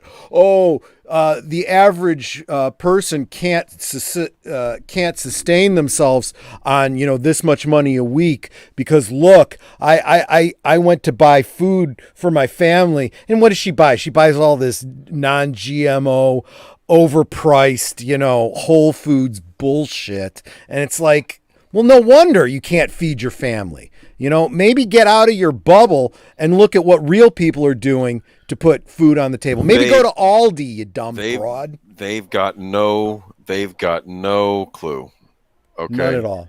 All right, but speaking of the future of Superman, not that we were talking about the future of Superman, but rumor, well, the future of DC Comic films in general. Is this even Snyderverse at this point, or is this supposed to undo the Snyderverse, this upcoming Flash movie? I don't know. It depends on how it goes. Honestly, that's what it is. I mean, they're opening up a multiverse, and that will allow them to decide what they're doing. That's right. We talked about this before. That was where you could have both the Ben Affleck Batman and the Edward Cullen Batman. So first I want to ask our listeners, how many of you love Michael Keaton as Batman? 1989 Batman. I do. The Tim Burton Batman. Because he's coming back. Isn't that great? Don't you want to go see this movie now? Because they're bringing back the classic 1989 Batman. Yeah, okay. I'll read it from the article. Yep. A new rumor, this is from Bounding in the Comics, a new rumor suggests that director Andy Muschietti's upcoming The Flash film may take inspiration from Disney and Rian Johnson's treatment of Luke Skywalker in Star Wars The Last Jedi because it worked so well for them. By emasculating and humiliating its two principal heroes, Barry Allen, Ezra Miller, and Bruce Wayne Batman, Michael Keaton, in order to present Supergirl, Sasha Calle, as the film's real hero. In a recently leaked feature meant to serve as the promo for the upcoming DC film, he said he can be heard referring to the Justice League that is not the powerful Justice League that we all know, before making an ambiguous reference to a half-solar-powered alien and two idiots, and adding, "I embrace the fact that these underdogs are going to save the world." Two idiots. Now, the Flash. Yeah, I even think that's a little even harsh, even for the Ezra Miller Flash. I mean, he was kind of the comic relief, kind of goofy, but he's, I wouldn't have called him an idiot, okay? Say what you want about Ezra Miller. Ezra Miller's an idiot, but Barry Allen is arguably not. He absolutely shouldn't be. For crying out loud, he's a forensic scientist, okay? I mean, or at least he's supposed to be. I don't know what they actually did with him in this movie. In the Justice League movie, the Whedon cut that I saw, it was the same storyline. His dad was in prison for killing his mom, even though he didn't do it, and he's trying. I think he was getting involved in law enforcement to figure out a way to prove his dad innocent. That was one of the things he's doing. Yeah. And he said he even referenced that he knows I know Gorilla Sign Language. He makes a reference to that, which I thought was kind of neat. Is that like a placement for maybe Gorilla City and Gorilla Grodd later on? But I don't know, because Gorilla Grodd's my favorite DC villain. Don't make fun of me. Anyway, no, he's a good character. Very underestimated and underused. Yeah, no, he was used a lot actually on the Justice League cartoon. Well, he was a big Flash villain in the comics. And they had him running the Legion of Doom in the final series, because Lex Luthor wasn't running it yet, and Lex Luthor gets angry at him later on when he finds out, you wanted to turn everyone on Earth into a gorilla. That was your master plan, And then he shoots him, and he says, "I'm taking over." He got mad. That's funny. But it was, Gorilla Grodd versus Lex Luthor. That was a thing going on there for a while. And Powers Booth played his voice on Justice League. But anyway, I'm off track. See, I'm thinking of things I like and not talking about things I don't like, which is this. We didn't talk about this story. This was but we had too much to talk about. But the new Supergirl, who I think is taken from the Injustice video game or comic books, where there was a female version of Clark Kent in an alternate so reality. there was for a while in the fan community, there was some debate. What is this? Is this Laurel Kent, from Injustice, who is Clark and Lois's daughter? Oh, or I was see. This okay. the gender swapped Earth 11 Superwoman? They have very, very similar costumes. And so just by looking at her, the hairstyle and the costume, you can't tell for certain which she's supposed to be. But if there's a line referring to her as a half Kryptonian, then it has to be Laurel Kent and... Okay. I don't know. I didn't like her costume. I thought it was very unflattering, even though the actress in real life is very, very pretty. I thought they were trying to make her look like, I don't know.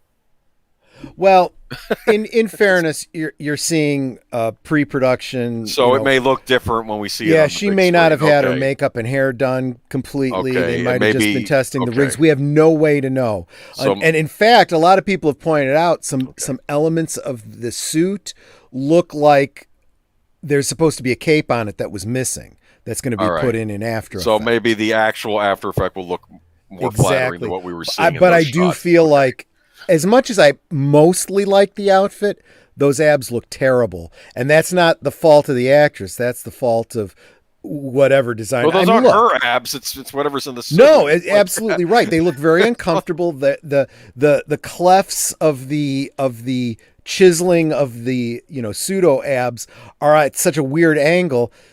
It looks like she wouldn't be able to bend comfortably. It's just very, very odd.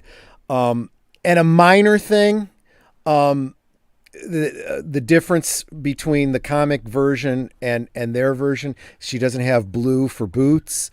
And I'm telling you, it's the same thing as the blue for the briefs on Superman. You need it to break up all the blue. You need some breakup of the color. This is just basic costume design that I don't know what these high priced people in Hollywood are doing, but whatever. Joshua V says, I'll bet it'll be better than the other half of the Superman movie starring Christopher Reeve. Okay, there are things I like about 3, things I don't like, and 4 is a bit of a disaster all around, though I do like that scene when he's in the gym in Superman 4. Remember that? Well, look, I mean, what happens is you start out with a great team. You had Richard Donner to start with. Yeah. Then they moved to Lester. Then they, I don't know,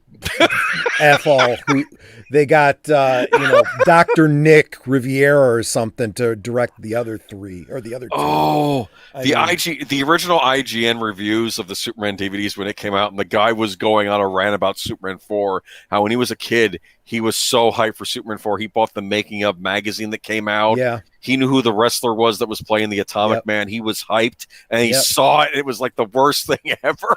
Well, and see, this is, and even when we talk about Superman 1 and 2, anything you didn't like about it, you kind of got to look at the sulkites and say, it was their micromanaging. And this is a lot of the problem, right? I mean, you could have very talented people, but there's people above them that are sabotaging them for stupid reasons. And if you look at the original treatments for Superman 3 and 4, they had potential to be great movies. The third movie was supposed to be basically about Brainiac. And when you look at the whole computer thing, it makes perfect freaking sense. You Yeah. know? But, you know, they didn't get Lex Luthor back, so we get bargain basement generic Lex Luthor. And, you know, they decide, well, let's throw in Richard Pryor because he's funny and he's popular, and that wasn't the tone that you needed for Superman, and you know it just became a mess. And then, you know, we get Lex Luthor back for the fourth one, but he was supposed to be introducing Brainiac, or not Brainiac, Bizarro, and there was even footage of a prototype. What did they call him? Nuclear Man. Okay, so yes, Nuclear Man, yeah. So Nuclear Man was supposed to be Bizarro, just like the Well, computer was and supposed there to be even was Brainiac, yeah. footage of a fight scene involving a prototype for him that was like chalky white skin, dark hair, very Bizarro-like, and he was completely cut out. So there was a lot of elements that just, you know, I Kind of mean, like in 3 when they have the kryptonite that makes him evil, but it's not red kryptonite. It's, you know what I mean? yeah, It's yeah. it's like those elements, yeah. Interestingly, though, that you know, fake kryptonite has worked its way into mainline comic book canon. That when you try to artificially, you know, create or alter kryptonite, you run the risk of creating something called black kryptonite. Usually, it involves Okay. uh, uh, applying radiation or heat to it, and you make black kryptonite, and it does exactly what happened in Superman 3. It splits you into two different people, Huh. you know, a good and an evil person. And they've done it with Supergirl in the comics, and they did it in Smallville in one of the later episodes. Yeah, or with the Bizarro, right? Yep. Okay. What I did like about that was an interesting plot by the villain. Let's just, if we could basically find out what chemicals made up kryptonite and we could just make our own. And I Yeah. thought that was an interesting idea. But then you run into, but it was created on a planet that had technology we didn't know, that probably created a nuclear isotope that we have not identified yet. Right. So how do we make it? You know, well, I don't know. We'll put tar in it. He It's just not like came he's up with gonna a great smoke idea. it. Well, because he was kind of the buffoon character. Well, he was very smart with computers. That's but the other weird things, thing, yeah. right? He's a genius in some ways, but a goof in others. I don't know. It really didn't work too he well. found his talent. I don't know. I still, Richard Pryor's the Laugh Riot, though. I do like him, but yeah, I don't know. It was a weird And I've movie. seen fan edits of Superman 3 that took out the goofiness. And in fact, even the comic book adaptation by DC Comics of Superman 3 takes out the goofiness and makes it a much, much better story. That was all That Richard Gus Lester. Gorman was actually a good character. I would have loved him to be a character that got spun into the comics. Yeah. As some sort of a computer expert that, you know, is a friend to Superman and, you know, one of his supporting cast. It would have been great. Yeah, like You maybe he know? starts out on the bad road and then Superman sets him right, that sort of thing. Yeah, I don't Right. know. All right, but this movie, not looking forward to. I don't want to see Michael Keaton's Batman get denigrated and made a fool of. I don't know why they keep doing this. Granted, we don't know what shape this movie's taking on yet. This strikes me as like what's left over from that Flashpoint movie they kept talking Yeah. about making.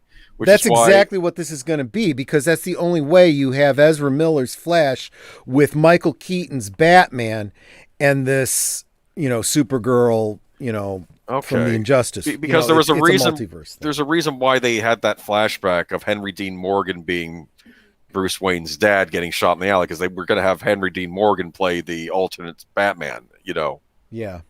I don't know, just Thomas Wayne. He was playing But- Thomas Wayne. But, yeah. But, you know, but then again, for all we know, this could be some kind of stupid, goofy ass marketing, just like with Captain Marvel, where they bill it out to be this big, you know, feminist thing, and it's not there.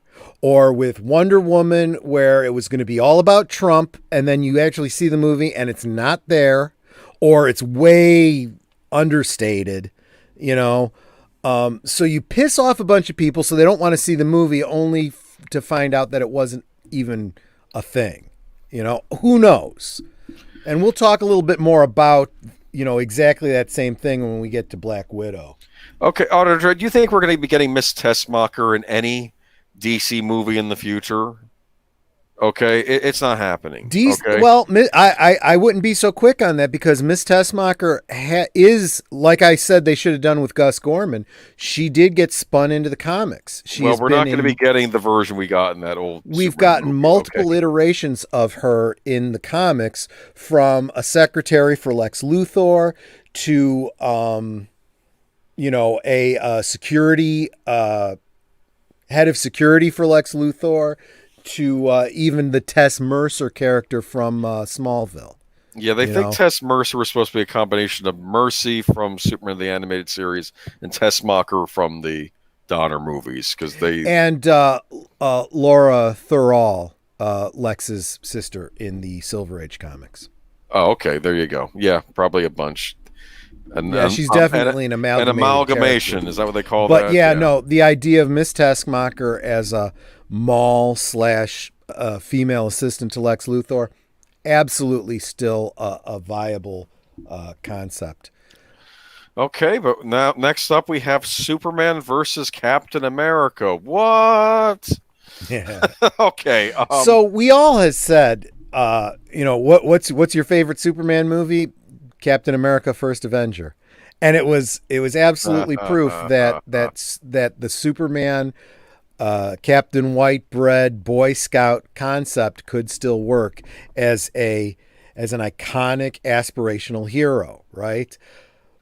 But that was back in the days when Marvel films were good, and we were already starting to see the degradation of these characters in the comics. Well, fuck, these characters have been completely crapped all over in the comics now. Yeah, there's a reason why we don't even talk about the comic books too much on this channel, because what's the point? They're at this point, I think they're literally just trying to troll the old fans of it and just doing this to jab us. I don't even think there's any artistic integrity anymore. I think this is just to get under our skin, and that's the only reason any of this stuff is being done. But I noticed that Dean Cain was talking about this, so this was a big story because everybody was talking about this. Well, sure, media. Because the keyboard warriors have to come out and shit all over anybody who comes out conservative and speaks against, their modern Marxist narrative. Yeah, let me reread a bit from this. This is a New York Post article. Superman actor Dean Cain blasted a new Captain America comic book that questions whether the American dream exists for feeding into the anti-Americanism and wokeness taking over the U.S. Cain, who played Clark Kent on the TV series Lois and Clark: The New Adventures of Superman, said that it appeared to him now that the quote-unquote cool thing to do is to bash America. I love the concept of Captain America, but I am so tired of this wokeness and anti-Americanism, Cain said Monday on Fox and Friends. In my opinion, America is the greatest country in history, he said. It's not perfect. We are constantly striving for a more perfect union, but I believe she's the most fair, equitable country anyone's ever seen, and that's why people are clamoring to get here from all over the globe. Cain's remarks come amid backlash over the latest edition of the United States of Captain America, in which the titular character tells readers that the American dream for some people isn't real, the Washington Times reported. He said the comic book is just one example that shows wokeness has become pervasive in this country, with celebrities, athletes, and the media criticizing the United States. Do these people ever travel outside of America? Do they go to other countries where they have to deal with governments who aren't anywhere near as fair as the United States? I don't think they do, he said. Supporting the flag in the red, white, and blue in the United States of America makes me a revolutionary in some terms, which I'm fine with, he added. All right, any thoughts, Troy? Yeah, I mean, this is, I hate to beleaguer a phrase, but a real American hero, right? I mean, he played a great television interpretation of Superman. He did him justice. We have often referred to Dean Cain's portrayal of, when he says, Clark Kent is who I am, Superman is what I do, the demonstrating the real understanding of that hero character and how it's not about the powers. It's about being a Superman. He's a man first, and then to come to find out, he's trying to live up to what it means to be a hero by, becoming a supporter for law enforcement, volunteer police department, and so forth, and getting his licensing and stuff, and really doing everything. He does a lot of work for charity. This is a good man, and I mean, if you want to crap all over him because you don't agree with him, what are you doing to make this a better world? I gotta ask. You Twitterazzi keyboard warriors. Are you making this a better world? You think you are. All you're doing is you're bringing about, especially the people that say they're anti-fascist. Remember what I said about cults earlier? It's the exact opposite, bait and switch. You say you're against fascism, but you're employing exactly fascist tactics. So, I will support Dean Cain every single time. And he's right. He's not saying anything that we haven't said on this channel, on my Friday night channel, in our community about what's going on in comics and the entertainment industry in general. Oh, Horizon Talk. No, Dean, don't use the equity word. He said equitable, but it's probably another one of these words that has been co-opted by the other side. Yeah. It really is. And just, the last good Captain America run was done by Ed Brubaker. Every run afterwards has been handled by SJW Lunacy. Each run has humiliated and damaged the character. Yeah. I mean, I've heard, wasn't he a Hydra agent a while ago and all this other nonsense? Yeah. And I don't know. I don't know. I'm happy that Dean Cain is speaking his mind. Real quick, I want to give an update. This just in kind of a thing. Remember when I said at the beginning of the show that the Sophia Edwards Memorial Fund was hovering at just under 9,000? It was actually like 8,700. In the time that we've been on the show, we have gotten up to $9,810. We're less than 200 shy of that $10,000 goal. Excellent. Just wanted to let everybody know that. Thank you. It's good. I don't believe that nearly $800 and almost $1,000 came from just our no, but 9 listeners. But I'll bet that 1 or 2 of you probably did. Or even the more the word gets spread, the more people will decide to give a couple bucks here or whatever they can afford. And cool. So good on you, my friends. I had every faith in you, and sure enough, you guys are proving me right. Gilbert Gottfried played an 80s Superboy show as Knick Knack? Oh my gosh, he did. That's right. Who was Knick Knack again? I think he was. I'm really stretching my memory because I do remember that 80s. That was a Sulkide production too, a TV series. I remember that was an odd show. I did like what I saw of it when I was a kid, though. But Gilbert Gottfried, he played the villain basically. He got canceled a while ago because he made a joke. Oh, whatever. It's just he's. They got rid of him as the Affleck Duck guy too. I doubt they're paying the replacement as much either, right? Why am I not surprised? I could just fall over and die of not surprise.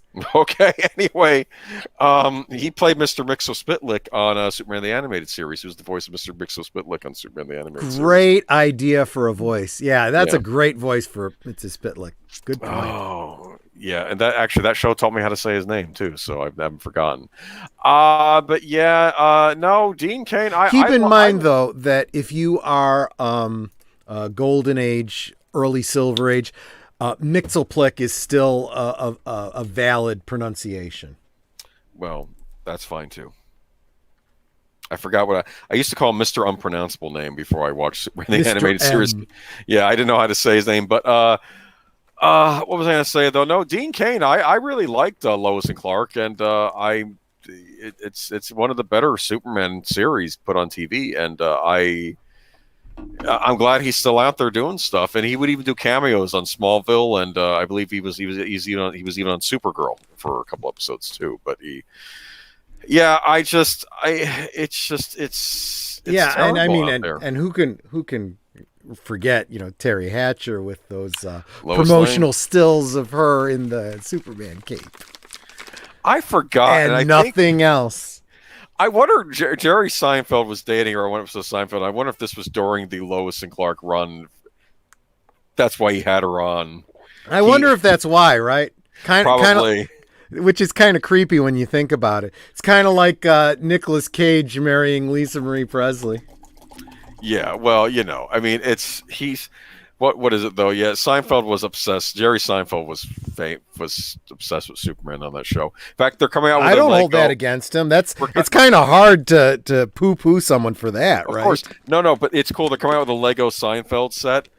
Like they Oh made a Lego gosh. Friends set, and there's a little Superman picture I think on the fridge, in Good. the Lego Seinfeld set. It's kind of funny, and there's a Lego Newman included too. They also included Newman. Which is probably just a repaint of the what do you call No. it, figure from Jurassic Park, right? No, they said no. They gave him a different expression on his face. They didn't just do a copy paste. The guy was Good. pointing that out in that thing, the Lego guy talking about it. But that could have been the big news item. That could have been the headline or the Lego. You know, Seinfeld little set. side Oh, well. thing. Speaking of toys, I'm a big supporter of Mego. You know, the 6-inch, highly posable cloth, clothed figures. And they are very clever about how they do the licensing. So, in the Wave 12, there was a what's his name? Gene Wilder, Willy Wonka figure. Since they had already cast the likeness, it was not a very difficult thing for them to also put out a Gene Wilder Young Frankenstein figure, which is going to be coming up in Wave 13, along with Marty Feldman, Igor, and what's his name? Peter Boyle as the. I don't buy action figures, but I'm tempted with those. Remind me after the show. I'll send you a link. Yeah, I might. We'll see. I love Young Frankenstein. That was okay. But anyway, moving on. Let's move on to Marvel. And yeah, if you guys like the comic book talk, I'll see about maybe including more of it in here at some point. But like I said, it's that industry is just as soon as superhero movies become unpopular, DC and Marvel are going to collapse. DC may already be collapsing. We've talked about that before, but Right. Black Widow to weave 140 million weekend around the world as theatrical Disney Plus day and date model further rattles the industry. Yeah, okay. We're still trying to get the numbers on this. I think, from what I can tell, it's doing well, but I don't know if that's just spin. Okay. Yeah. But finally, after nearly 15-month wait, Marvel's long-awaited Black Widow will debut around the world after being locked up for the pandemic. Industry's global weekend expectation is as high as 140 million. Think it'll make 140 million? I have no idea, and that gets into exactly what we were talking about with, I think they're playing around with the numbers. Says currently China, the biggest Marvel market in the world, has not yet dated Black Widow. Okay. And much of Southeast Asia is closed or not fully operational. That includes Taiwan, Malaysia, Vietnam, India, and the Philippines, which are largely shuttered, as well as Indonesia and Thailand. I got to say, just reading that, be thankful you live in the United States. I mean, yeah. we have listeners from other parts of the world, too. I'm sure they can attest to this. We're, the fact that we got that, I mean, it's worse in other parts right now as far as the beer bug goes. So, yep. As bad as it's been over here, just take that into consideration. But yeah, Kevin Feige apparently is not happy with the Black Widow release, though. I wonder why. There's a number of reasons. All right, so let me go ahead and post this. Now, this reminded me of the whole thing with the HBO Max deal, right? Where, these are major motion pictures and you're sticking them on your stupid streaming service. You can do that a year after the movie comes out. Don't be doing it now, right? That's probably what he's thinking. But let me go ahead and read the article. I got to post this link in here. Da-da-da-da-da. I'm sure there's a faster way to do this. But yeah, that's from Pirates and Princesses. After multiple delays, the highly anticipated Black Widow film finally coming up. The MCU prequel film starring Scarlett Johansson as the titular character. I've heard the word titular a lot tonight. I'm feeling dirty. Okay. I wish people would stop using that phrase just because they're misusing it. Most of the time what they mean is eponymous. There you go. Eponymous. I like that word. Okay. Mm-hmm. Okay, yes, I know. Russian assassin turned secret agent of S.H.I.E.L.D. We all know this. We know who Black Widow is. Marvel Studios head Kevin Feige is apparently not happy with Disney deciding to release the film simultaneously on Disney Plus and in theaters as part of the company's new strategy. Disney CEO Bob Chapek has been ramping up the company's focus on Disney Plus and having a number of films like Pixar's Soul and Luca released exclusively on the platform, while other films like Mulan remake and Raya and the Last Dragon released on their $30 premium access program. Kevin Feige is apparently mad about the decision for two reasons. One, that he wasn't told ahead of time that they had made the decision to release it in theaters and streaming at the same time. Two, that he may be worried how the streaming release may affect the theatrical release, as the film may not receive as much revenue as past films in the series, thus putting potential future projects in jeopardy. It's interesting. I was watching a little bit of Beyond the Trailer before this began. I don't know if you know of her channel, but not exactly in our community. But she was talking about the numbers, right? So I was saying, well, this may be I mean, she may be putting. I wanted to see if she's going to be putting a positive spin on it. But she was actually kind of challenging Disney, and she thinks that there's on Disney Plus you don't see Black Widow right away. It's kind of buried a little bit underneath other stuff that's on there, and they're thinking that someone over there at Disney is trying to make sure that the theatrical is at least getting more of the boost or more of the attention. And that's what we were talking about in the green room, right? This whole idea that it's becoming very clear to anyone who pays attention to the business model, to the dollars, that there is value in releasing films in theaters, getting your money from the theater first, then putting it on a premium, streaming service, rental type model. There is still value in the physical media, selling those DVDs. They are cutting off their nose to spite their faces on this. They keep believing that they can squeeze more money out of, subscriptions to their streaming service. They've already hit, peak subscription.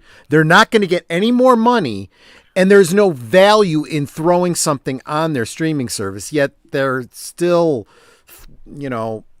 insanity, doing the same thing over and over again, expecting different, results. Now, I will say this for Disney, at least as far as the movies go, they do give them regular Blu-ray and DVD releases. I've seen Soul and all these other things in stores to purchase. Yeah, so, where's the Mandalorian release? I don't think they're gonna. I don't know if they're even gonna. That's the thing. Maybe with the series, maybe with stuff like Loki. You know what? Maybe that's a bad example, because I think it's entirely possible that there's still some other stuff going on behind the scenes with Star Wars. So let's hold off and wait until after November, December, and see if we don't get. We'll see though. Even if you think back to Netflix, though, they're very slow at rolling out series as well. I mean, you'll get like a new season of Stranger Things on DVD only when a new season is available on Netflix. Yeah. They will not release it. Well, I know. I just got my season 1 and 2 of Cobra Kai, and you still can't get season 3 yet. And they probably will once they start airing these later seasons, or something, because they don't. Or maybe they'll drop season 4 and it'll be another. You get both seasons. It may be. Maybe they'll do that, and they'll wait till season 5 comes out to do that. I don't know, but interesting. It's just. I don't know. I don't. I think they're still thinking pandemic. They have to, though, because parts of the world are still locked down. And they said a lot of the numbers that they were touting, I think they were touting 60 million from streaming. That's global, not domestic. Okay, that's what I'd heard before the stream aired. I'm sure that's going to change by the time the stream is over. But Boomer, can you bring up the most recent comment there from Horizon Talker? He brings up an interesting point. Only because, it's a good question that I can't answer. I actually hadn't thought about that. So he's saying, is there any chance, and I always read these out because I know that people may not actually be watching their screens. People might just be listening to this. So this is why I always do this. Is there any chance they're using the $30 early viewing charge to try to recoup costs for all the free subscriptions they handed out starting up? That's an interesting thought, but here is And if that is what they're thinking, and that's entirely possible that they are, here's the problem with that. And it's exactly what I was saying before. You want to maximize. When you have it at the theater, you have a $30, home fee, and so forth on your streaming service. You're kind of competing against yourself, right? This is the same reason that you wouldn't want to put out a Star Wars movie and a Star Trek movie on the same weekend, right? Because you're competing, right? And I don't just mean that's because they're two different studios. Marvel is not going to put out Age of Ultron and Captain Marvel on the same weekend, right? No. You don't want to compete against yourself. And that's exactly what Disney is doing if they're putting out Black Widow for $30 on your streaming service, premium service, as well as at the movies. You want everybody to go to one place. And the first place you want them to go is the theater. Yes. And get as much movie money as you can from the theater. Okay? Think about it. And You go yourself, for, you take the family with you, 5 kids. Yes. Like, you're... Because if you do it for $30 on the home video, you have everybody and their brother coming over to your house for a watch party. And you only get that one $30 fee. And that might have worked when the pandemic was going on. You can't have people over your house. Exactly. Sort of now, thing, you charge them $20 per person at the theater. That's $20 for mom, another $20 for dad, $10 for each of the kids. There's $40, $50, $60 from one family of 4. Duh. Or I go spend $30 and just go downstairs and the whole family watches it. You're losing money. You're leaving money on the table when you do that. So it's not a smart marketing move. Get all your money at the theater first. Then, 2-3 months later, when the theater income starts to dip, then you make it available for $30 premium on your service, and you do that for 3-4 months. Then you stop that, and you add it to your bank. You make it a part of your free service.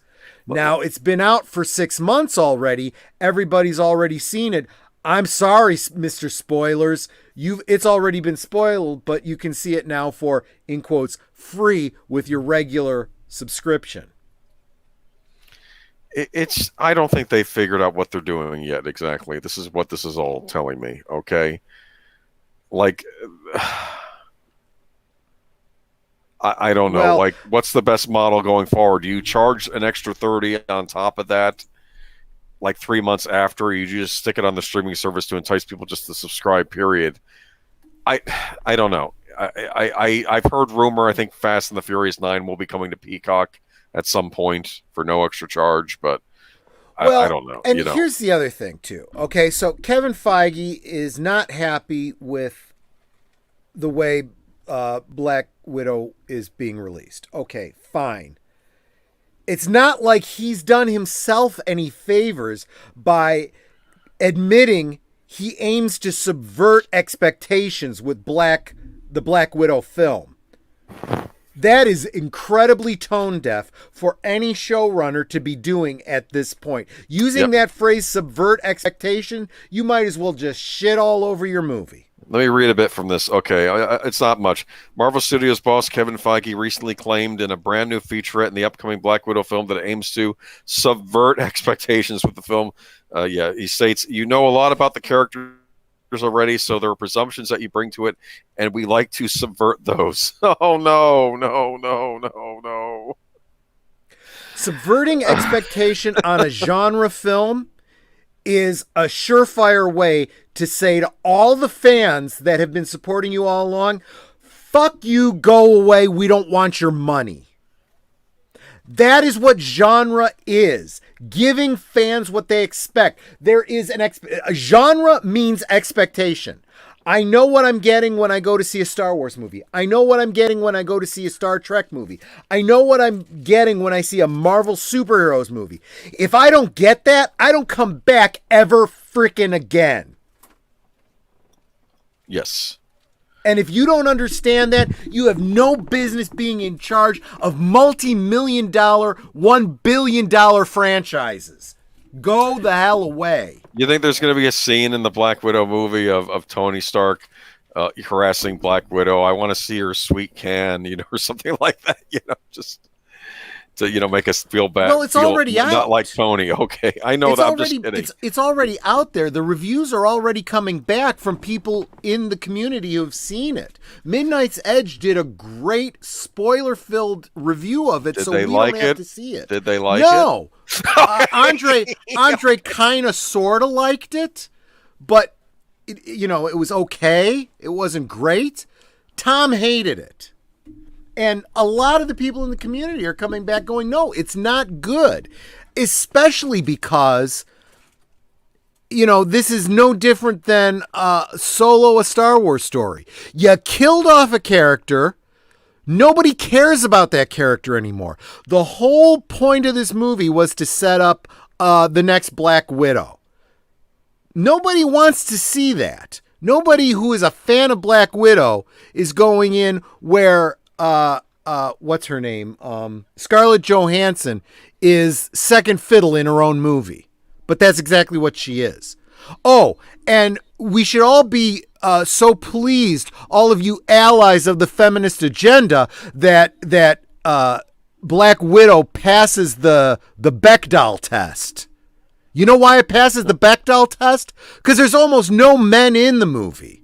It's all women. And the only men that are in it is a deadbeat dad and a second fiddle villain. So when they're not talking about men, that's because there's no men in the movie. Well,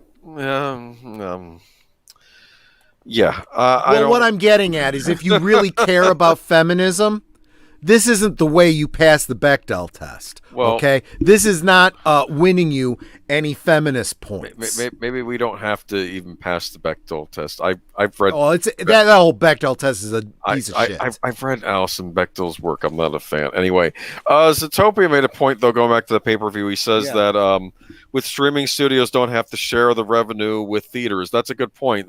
They did make that point on that Beyond the Trailer video. That Look, you're not let me tell you something about not sharing money. Okay, look at the Adam West Batman, which 20th Century Fox and Warner Brothers, they both had a share in it because it was, back in the day, two different companies were involved in it, and now different people own different elements. So you know how long that whole franchise sat with nobody making any money off of it? I would rather have half of a lot of money than zero of zero. So you're thinking this is greed, though? Could that be maybe the? Well, that's the problem. I don't want to share money, so I'm. There's an old parable about a man in purgatory who prayed to the saints to get out of purgatory. And the saint said, okay, what I'm going to do is I'm going to take this onion and I'm going to tie a string to it and I'm going to lower it down to you from heaven. And I want you to grab hold of it, but be very, very careful, because if you tug on this string too hard and move around too much, it's going to break. You're going to fall back in. So the saint starts pulling the guy up, holding on to the onion, and other souls in purgatory said, well, I want out too. And they grabbed onto his leg. And the saint just kept pulling. And he was pulling up more and more people that were holding on. As long as that guy held without, moving around too much, he'd have been fine. But he's like, get off. This is for me, not for you. And so he started kicking and shaking, and it broke the string, and he fell back in. If he'd have just left good enough alone and said, okay, fine, we all go to heaven, everything would have been fine. Well, this is the same thing, okay? This is, I own a portion of this. I don't want to share it with anybody. So the movie studio doesn't want to share with the theaters. Lucasfilm, Kathleen Kennedy doesn't want to share any money with George Lucas. So we're going to kill off all of the legacy characters, right? We don't want to share any money with the authors of jettison the EU, and you end up destroying your own franchise and you're left holding an empty bag. Congratulations. Now nobody's making any money, but you didn't have to share it. There's no money, but you're not sharing it with anybody. So great. You have learned the Marxist philosophy of everybody is equal in their poverty. Congratulations. Okay. Well, look, can we move on to the big story of the night now, please? Uh-oh. What's the big story of the night? More LGBTQ representation is coming to the MCU.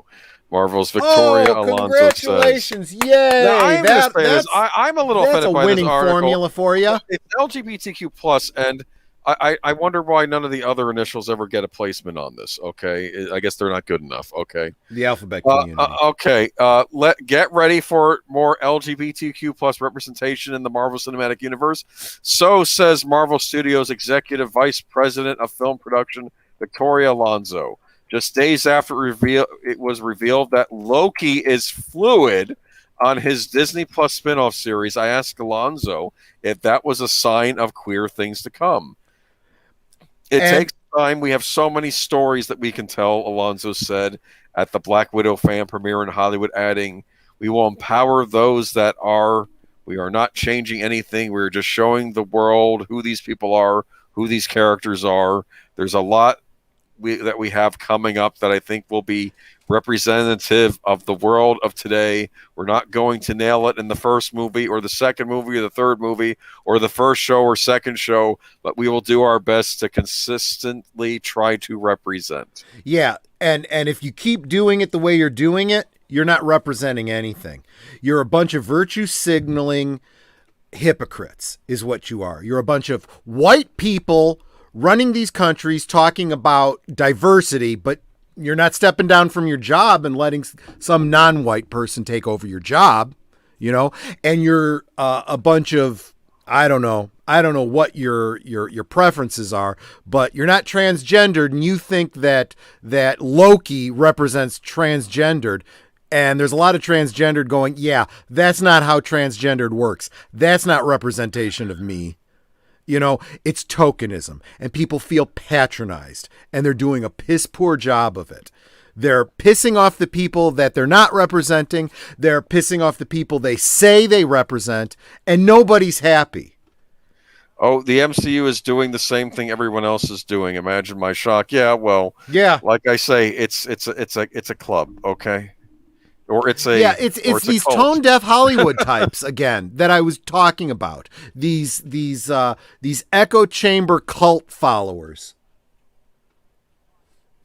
Anyway, Alonso said the decision to make Loki, played by Tom Hiddleston, fluid wasn't as complicated as one might think. I have to be honest with you; it's not a big deal. She said, "It's what it is when it suits the character." It's not a big deal because it didn't succeed in doing anything. Okay. It didn't even show gender fluidity. You don't even know what the term means, you dumbass, and yet somehow you think you're a paragon of virtue signaling. You're missing the boat. You don't even know what you're doing. But okay. Congratulations. You think you do and you feel good about yourself. Okay. So moving back over to Black Widow. This was earlier in the week, but this is my big favorite story. Blade star Steven Dorff blasts Marvel films, embarrassed for Black Widow star Scarlett Johansson. Yikes. Yeah. Okay. Okay, we all know who Steven Dorff is, right? Yep. He played the villain in Blade, Deacon Frost, remember? Yep. And what is Blade? Why is Blade important? It is the movie, in my concern, that kind of started the whole superhero phase in Hollywood. No, there was no representation prior to like 1999, 2000, right? Yes. Anyway, okay. Although he played villain Deacon Frost in 1998's Blade, yes, a Marvel property, but distributed by New Line Cinema, the 47-year-old dwarf told the United Kingdom's Independent in a story published Monday that current superhero films are what is wrong with the business. I still hunt out the good shit because I don't want to be in Black Widow, the True Detective actor told the newspaper. Looks like garbage to me. It looks like a bad video game. I'm embarrassed for those people. I'm embarrassed for Scarlett. I'm sure she got paid $5-7 million bucks, but I'm embarrassed for her. I don't want to be in those movies. I really don't. I'll find that kid director that's going to be the next Stanley Kubrick, and I'll act for him instead. Good. Dorfer was recently starred in mixed martial arts centered film Embattled, also unloaded on this year's Academy Awards ceremony, which was presented vastly different due to the pandemic. This year's Oscars were the most embarrassing thing I've ever seen, he told the newspaper. My business is becoming a big game show. You have actors that don't have a clue what they're doing. You have filmmakers that don't have a clue what they're doing. We're all in these little boxes on the streamers, TV, film. It's Sounds all like one me. big What? This is what I've been saying the whole show. Yeah, it's all big one cluster fuck of content right now. I'm sorry. Oh my God, he's been reading my mind. And I know he doesn't have a problem. But he's in the... See, I'm just an outsider looking in. He's in there saying the same thing. He was on the last season of True Detective, which was really good with... that actor's name. I always get his name wrong. But the one who's pegged... Oddly enough, the actor who's pegged to play Blade in the upcoming remake. You know, and I have to wonder if he's referring specifically to the marketing...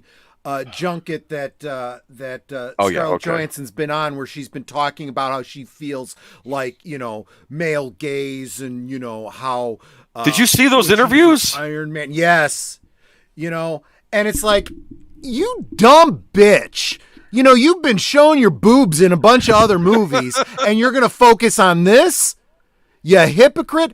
But Andre at Midnight's Edge pointed out, I don't think she even believes this shit. She's reading off of a script. She's reading off a script that was handed to her that comes from the playbook of what they did with Captain Marvel. It's a bunch of bullshit. She doesn't even believe the shit she's saying. No, she does. Okay. We'll know the Horizon Talk say, we'll know the industry is pulling out of the death spiral when they stop calling these stories content. Oh, I know. It's all content now. It's not art. Yeah. We don't get art anymore. We don't get... And here's the deal. He starred in Blade, okay? And Blade is a great superhero movie, okay? Yeah. It's my second favorite, definitely my favorite based on a Marvel property. And let me comment on that, okay? The whole thing between art and content, okay? It's the difference between a Rembrandt and a crucifix in urine. Pretty much. Is what it really is.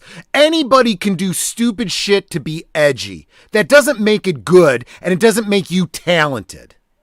Or maybe a modern art display with some McDonald's wrappers on the ground, and you know what I mean, or something. I love that. When you go into an art exhibit and you can't tell what's is the art exhibit and what's some trash that somebody left on the floor. But yeah, he was on True Detective with Mahershala. Damn it, now I want some McDonald's. Thanks Mahershala a lot, Ali. You like McDonald's? What are you going to get? Now I kind of want a cheeseburger. Okay, well, that's fine. You can get one after the stream. I think they're open late. Okay. I was just going to say, how late are they open? It's 10:07 here. Well, yeah, they'll be open. We're going to be wrapping up in a little bit, but oh, you know what? But we're in the post-pandemic era. We can dial up Go Grub, drive me some food. Yeah, come shovel it into my mouth for me. You could get an Oreo McFlurry. Oh God, no!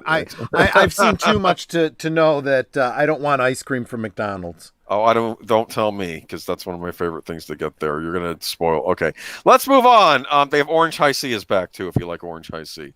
Anyway, what was I gonna say? Really? That's a McDonald's thing? It's owned by Coca-Cola. Oh, all right, dude. I haven't had an orange soda. You can tell I'm 2 weeks late with this. I can't. Okay, now that's a fair trip. Sure, Rembrandt is truly peerless. You can't make him the standard for art. No one will ever compare. Okay. Yeah. Yes. What was I going to do though? What are we doing next? Sorry. I lost where I was. Anyway, though, what do you think of Steven Dorff, though? Huh? You think he's just telling it like it is? So I don't know what to say about people like this, right? I mean, you look at people that are speaking out. You look at Ricky Gervais. You look at Gina Carano. We just talked about Dean Cain. Now we're seeing, the Steven Dorff. I don't know if these people are just wanting to put an end to their careers, or if they are ahead of the curve and things are going to start turning around. I don't know. I just don't know. But people need to start voting with their dollars and start saying, you know what, I'm not going to support these dumbasses anymore. Well, maybe I'll I'll go. Of this shit. Maybe I'll go see Steven Dorff's new movie where he's a mixed martial artist. That's probably better. I'll be honest with you. I probably will. Yeah. Just like I'll see anything Gina Carano's in, I'll see anything that Dean Cain is in. You know, even if it sucks at this point, I would rather support them than, because I'll be honest with you, none of the franchises that I've enjoyed are any good anymore. They all suck because they've got all these dumbasses in them doing stupid shit. Well, speaking of franchises you used to enjoy, Dark Matter actor Andrew Moody claims that Star Trek Discovery production team is terrorizing the cast and crew. Wow. This was the big, actually, this was probably the big one, the big story of tonight. I was joking about the Loki coming out as bi or fluid or whatever it was. Right. Okay. But Dark Matter and Orphan Black actor Andrew Moody recently claimed that Star Trek Discovery production team is terrorizing the cast and crew. The actor appeared on the Dark Matter Monday show, hosted every week on the Orville Nation YouTube channel. I watched a little bit of that. So many random. I am dropping the link specifically to that Orville Nation episode. Look, the reason we always share the links to these things is because, we don't want to ever be accused of, just either stealing content or saying things out of context. Go back and look at stuff, but especially here, go check out Orville Nation's video. Hear from the actor what he himself had to say. And while you're there, subscribe to Orville Nation. He's got great content. He's monetized and everything. He's bigger than we are, but there's a reason for that. He deserves it, and he deserves support, and you're missing out on great content if you don't go over and check him out. Read some of the quotes, or should we please do. Yeah. This was interesting. In Orville Nation, they're not really. They're more just about. Well, they're not trying to dig up dirt. Okay. Right. I mean, he tries to be middle of the road. Yeah. Kind of doesn't share his own opinions on things. It's meant to be a place for everybody who enjoys, the Orville, or on this particular show, Dark Matters and so forth. He wasn't even asking or talking about Star Trek. Yeah. Andrew Moody brought this up himself. So let me read this. Okay. Go ahead, Moody, who played Teku Fonzie on Dark Matter, as well as Jacob in Star Trek Discovery, claimed, as opposed to being on the set of Star Trek, which I was on the set of Star Trek, worst experience. Sorry, I will be very careful about what I say. Moody then said then Nina Infinity is like, no, go ahead, say whatever you want. It's your career. I'm like, oh, Nina. Oh, jeez. That was funny. No, well, she's great, though. She's not wrong, is she? I mean, no, she's not. She was kind of, as a wink, wink, nudge, nudge, kind of warning him. We don't say something you don't want to regret later. You're a good, you're a great actor. We don't want your career getting damaged like other actors have. Okay. But you know what? I think people are kind of at the point like Gina, where it's like, look, I would rather not get a job than have to keep working in these kind of toxic environments. Oh, I know. I there's going to get a point where people just can't take it anymore. Okay. And it sounds like that's exactly what Andrew Moody was getting at. By the way, Andrew Moody, the Script Doctor, if you're a follower of his, frequent contributor to Midnight's Edge, he was saying Andrew Moody was one of his mentors. Yeah. No. So somebody who knows the industry and how to do good storytelling, good acting, good script doctoring. So this man's a professional. Okay. Yeah. And then he said the thing about working on Star Trek is I got to work with Jonathan Frakes, and he is a gentleman. Okay, he is brilliant. He is a great director, beautiful human being, so supportive. The cast on that set, And great if people, I can wonderful interject people. here Mhm. to exactly what he was saying, I'll say this about Jonathan Frakes too. He's also somebody, even through all of this Discovery Picard bullshit, is somebody who has gone out of his way to be kind to the fans, to do the best that he can to keep those bridges open and not alienate people. He is not one of the bad actors. Not, actors, I Well, mean, yeah, I don't mean actor as in Hollywood and the actor. I mean, actors, because I don't think the actors are the problem with these right, productions. Okay, right. I mean This they is they this they Jonathan Frakes. And my personal experiences with Jonathan Frakes have always been exactly like that. I said something as a joke, kind of a little obnoxious. He, poked at me about it. I apologized later. He goes, "No, I know you were doing a bit. It was all good." And I'm like, "Man, this is an awesome guy." yeah. I mean, so yeah, just wanted to throw that out there and kind of echo from my own personal experience what Andrew Moody's talking about with Jonathan Frakes. Go on, I'm sorry. But he goes on to talk about the other thing. He says, cast on set, great people, wonderful people. But I could tell that I will say is the crew and the cast were traumatized by a production team and a writer's room that was in constant flux and power dynamics where you could just tell they felt threatened. You could tell they felt threatened. He added, this reminds me if you've ever been in a job and you get bad management Yep. and And things I've just been in go, those kind go of to seed. toxic Yes. environments. He then claimed he was threatened, and I eventually, the producers of Star Trek threatened me, and I was just like, I don't care. Yeah, they came after me. Yeah, the showrunner was fired, and there was a new showrunner, and I was brought in to do ADR, automatic dialogue replacement, and they wanted me to do to redo the entire performance because the new showrunner didn't like my acting. Ultimately, didn't like my acting. He relayed. Okay. Moody said, and I'm like, okay, well, that's fine. Art is subjective. Fundamentally, it's subjective. So there's nothing you can do. I may like the Rolling Stones. You may hate the Rolling Stones. It's fine. They are the Rolling Stones. What are you going to do? He continued, but you could just tell something happened. So the new people at the head of Star Trek, whoever is running it now, they are just terrified whoever is running it now. Whoever is running Star Trek now is running it with an iron fist, and they didn't like anything that I did, so they completely replaced my voice. I don't know who is voicing my character. Yikes. And again, I want to make this clear. The director is great. The cast was great. The crew on the show are good people. You can tell the production team above them, they are terrorizing those people, and they are just terrified. Wow. Yep. And so he didn't say anybody by name, and he was, just because he probably didn't want to run into any legalities or anything like that. But we all know who he's talking about. I talked about him on my show on Friday. If you want to know who that person is, go back and take a look at my show on Friday. Yeah. One of the many. Who's basically to Star Trek what Kathleen Kennedy is to Star Wars.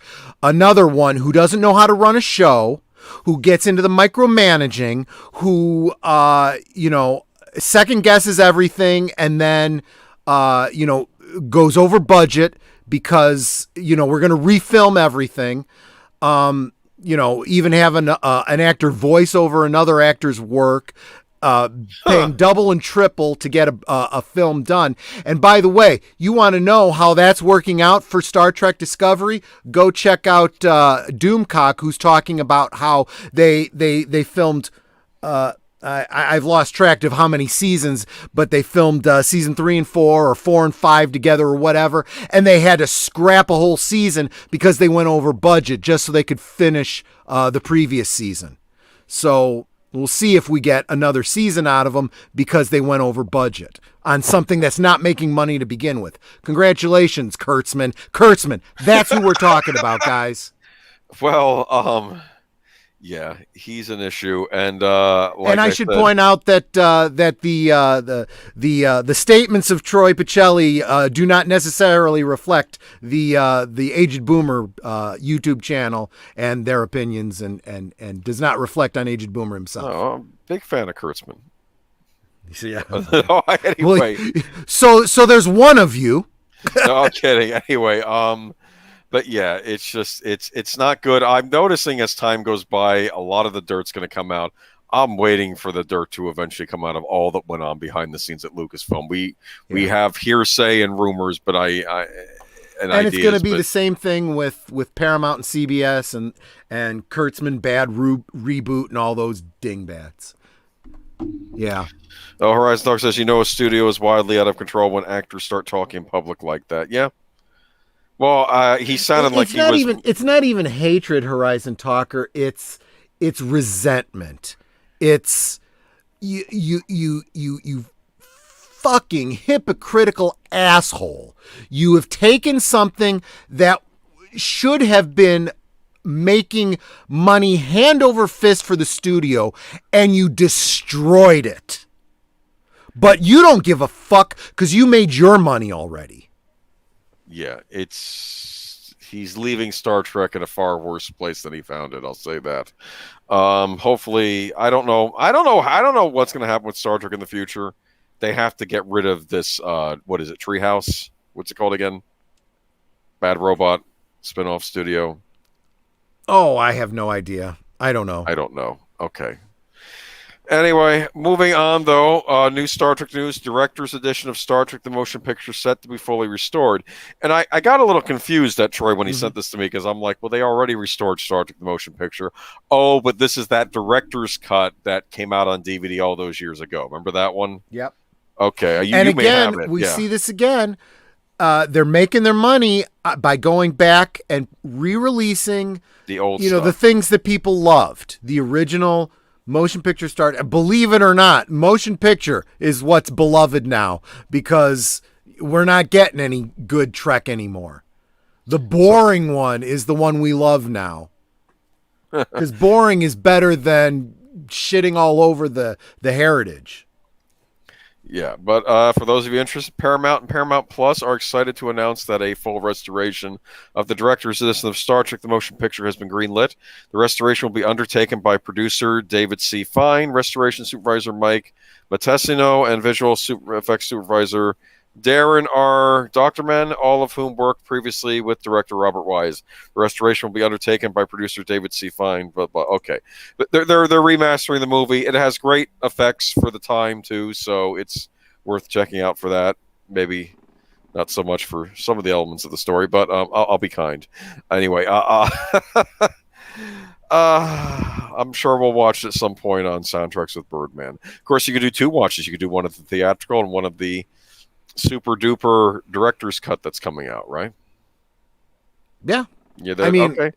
I don't know how you are the DVD high definition-y type mastery type guy. Yes. But I personally think, and tell me if I'm thinking about this kind of stuff wrong, but I think more's better, right?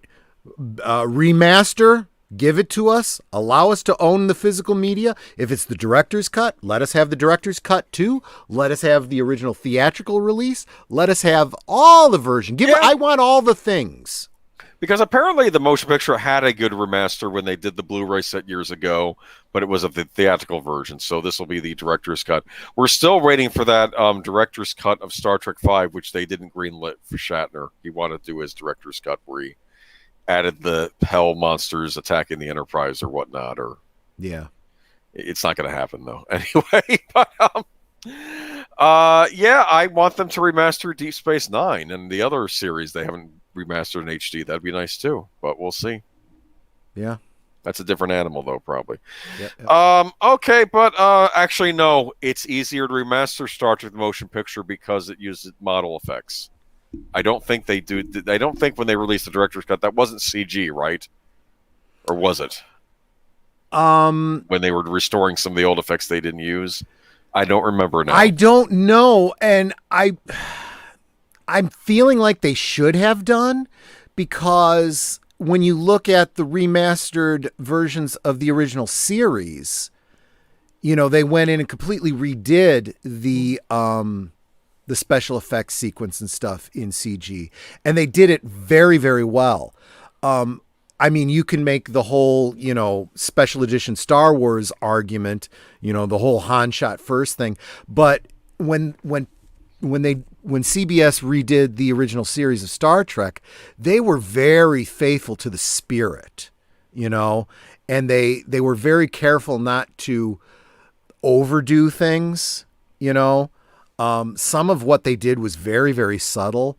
Little things like having the Gorn blink and stuff like that. I mean, it's like literally blink and you'll miss it things. It's like, wait a minute, did I just see that? You have to rewind and play it back and you go, oh, yes. And I blinked. And I think that's what they did too when they were releasing the Doctor Who episodes where they were fixing some of the bad effects. They At weren't least doing with anything Doctor Who, outlandish. though, you got both. You had the option of the original version of the, the rubber monster and the new version with the CG stuff. Well, I will say this. No, if you got the Star Trek series on Blu-ray, not the DVDs, but if you got the Blu-ray releases, they allowed you to switch back between the two. The original. Oh, gotcha. I have those, and I actually haven't watched them. So because you don't have a Blu-ray player. Because you don't have a Blu-ray player my right Blu-ray now. I have it, but I have the remastered sets on DVD. The other ones came in the things that look like transporter rooms, and they were the red, the gold, and the blue. Yeah. Which I like enough. I'm not going to. I also bought it on. I also bought it digitally when it was on sale streaming. Sure. I have the hard copy on DVD, but I have a high definition copy. I have nothing against you owning both, as long as you own physical media. Well, it depends. Sometimes it's what I get the better deal on. I didn't get X-Files digital. I mean, physical. I got it digital. I got my sister the physical though for her birthday one year, so I'll steal her. Are you happy with that digital version that they could take away from you anytime? And maybe check and make sure that you have all the episodes. This was before Walmart got rid of Vudu, and it was also before Disney bought Fox. Okay, yeah, I'm a little terrified now that Disney owns Fox that the cigarette smoking man is going to show up someday without a cigarette. So what you do is you take that digital and put it on your own physical media and put it away somewhere. I'll borrow my sister's Blu-ray set. Okay, there you go. Okay, I don't think you can buy the Blu-ray set right now either. Anyway, I'm moving on. You can't own everything, right? Let's move on. If it's worth it, you will. Okay. Anyways, I ain't watching the X-Files again. I've already started watching it again. And television series, they get some.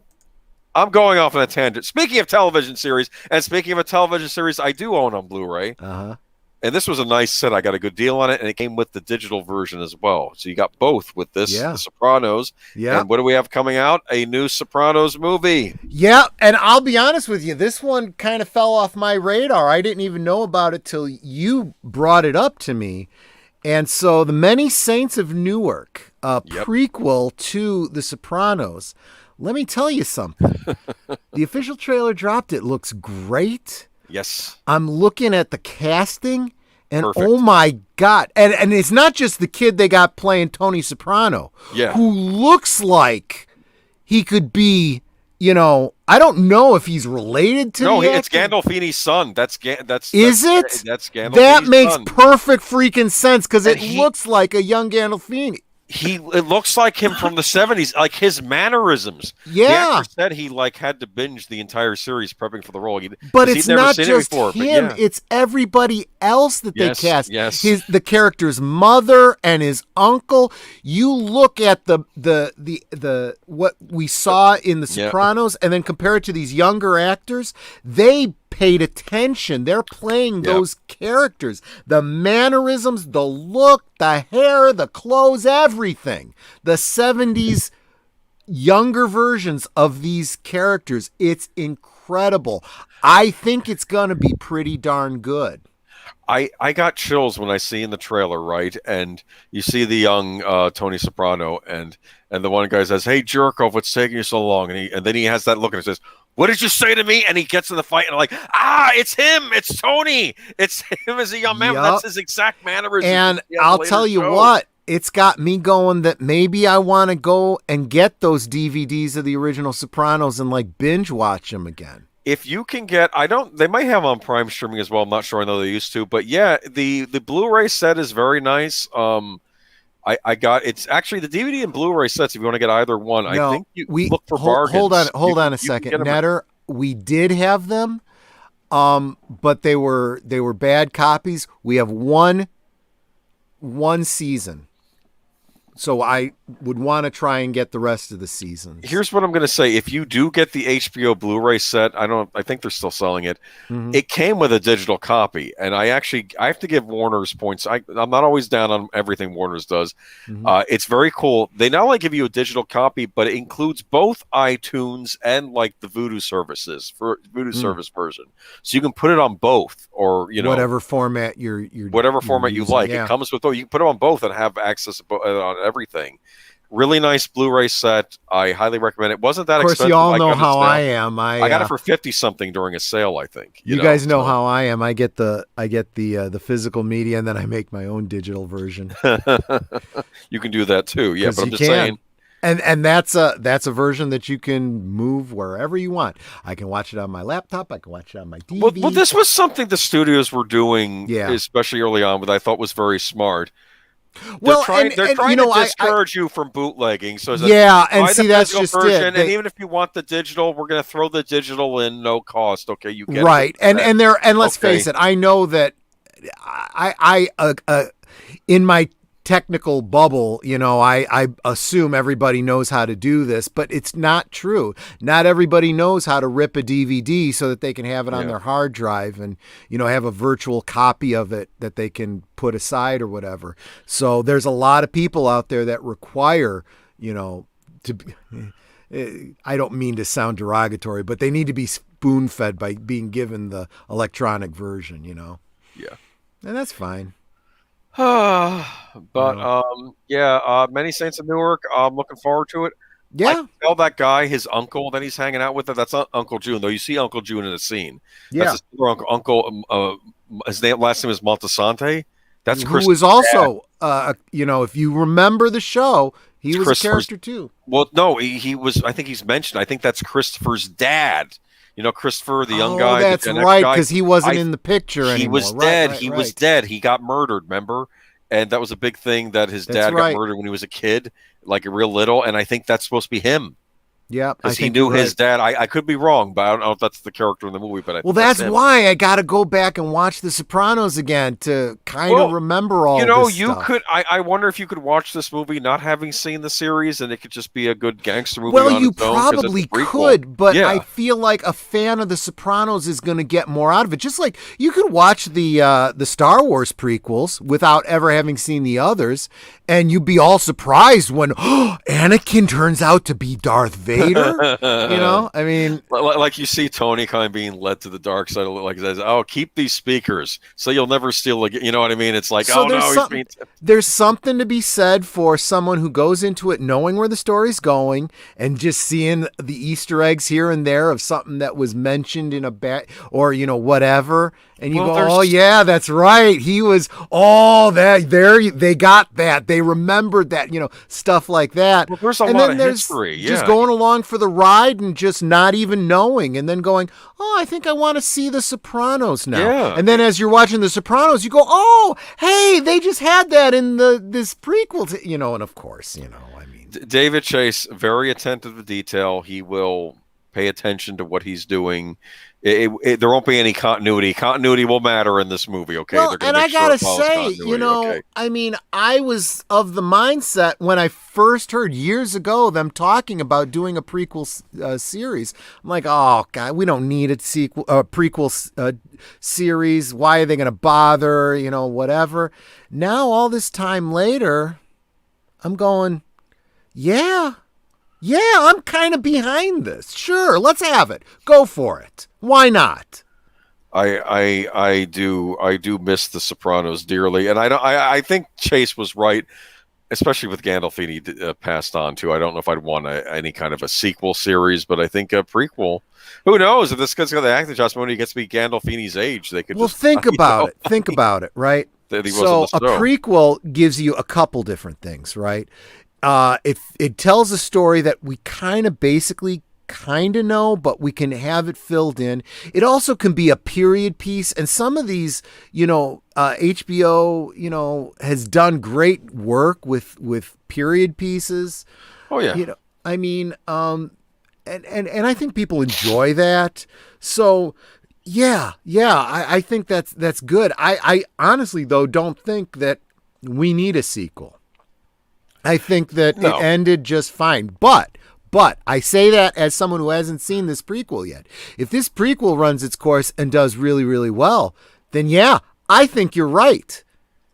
He should just go ahead and, play his dad's, play an older version because he'll be older by then. Well, he could. Like, well, of course, the showrunner may not be alive by that time, though. I didn't think about that, Who knows? Because you could have, but you could do all sorts of things set in the past, too, though. I mean, True. You're talking, 70s, 80s, even 90s if you need be. I mean, there's a lot of stuff. Actually, no. So starts late 90s. So, but yeah, no, you could work your way up. You can do 70s, you could do 80s. Yeah, you could take it There's a right lot up to do. And, you could even do, I mean, I want, The Sopranos is just, and if you look at The Sopranos in the right light, it actually is a comedy, even though there's all this horrible stuff going on.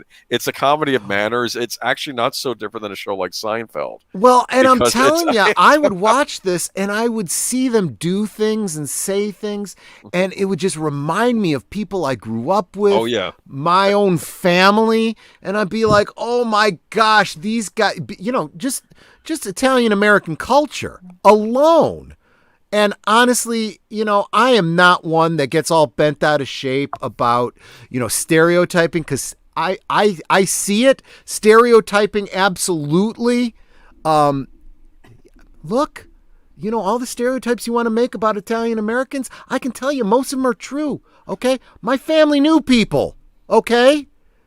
I mean, I'm not going to be offended if you assume, all Italian Americans know somebody in the mob. Well, I don't know about all Italian Americans, but my family did. So yeah.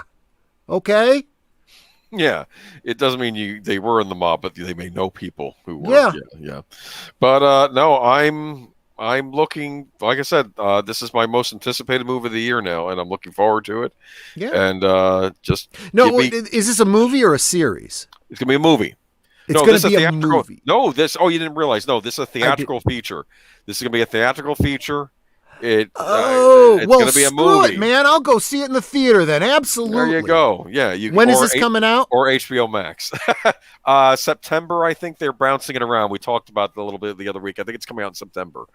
And it's This could be my first theatrical film since the whole lockdowny thing. Yeah. Which will get me ready for November. Yes, and this goes to our last story. Dan Aykroyd on Ghostbusters Afterlife. This is from an article in the Toronto Sun where he's talking about paranormal investigation, but there's a wonderful quote at the end. Should I read? I think he posted in the notes, right? Yeah. November is when we are anticipating the Afterlife movie coming out, and I'm cheering along with Sony, our exhibition partners, for a time when we can sit down next to each other with popcorn and drinks and enjoy the movie together. We need this. It's essential to humans to do that, so it should be seen on the big screen. Jason did a magnificent job of passing the torch. It certainly leads to further iterations of the characters he's created, and indeed to other ideas in the Ghostbusters world. I say Many Saints of Newark, but this also is one of my more anticipated movies of the year. I've been talking about this. How Nanette and I are planning on going in costume with our proton packs, with PKE meters and goggles, and the whole bit. We're going to go to the theater. Absolutely, we're psyched for this. And when you hear because you've heard Dan Aykroyd speak against the 2016 thing. Yes. He was scathing about it. And it just sounds to me like I can trust him. He knows what the fans want. He knows what Ghostbusters is all about. He is Ghostbusters, right?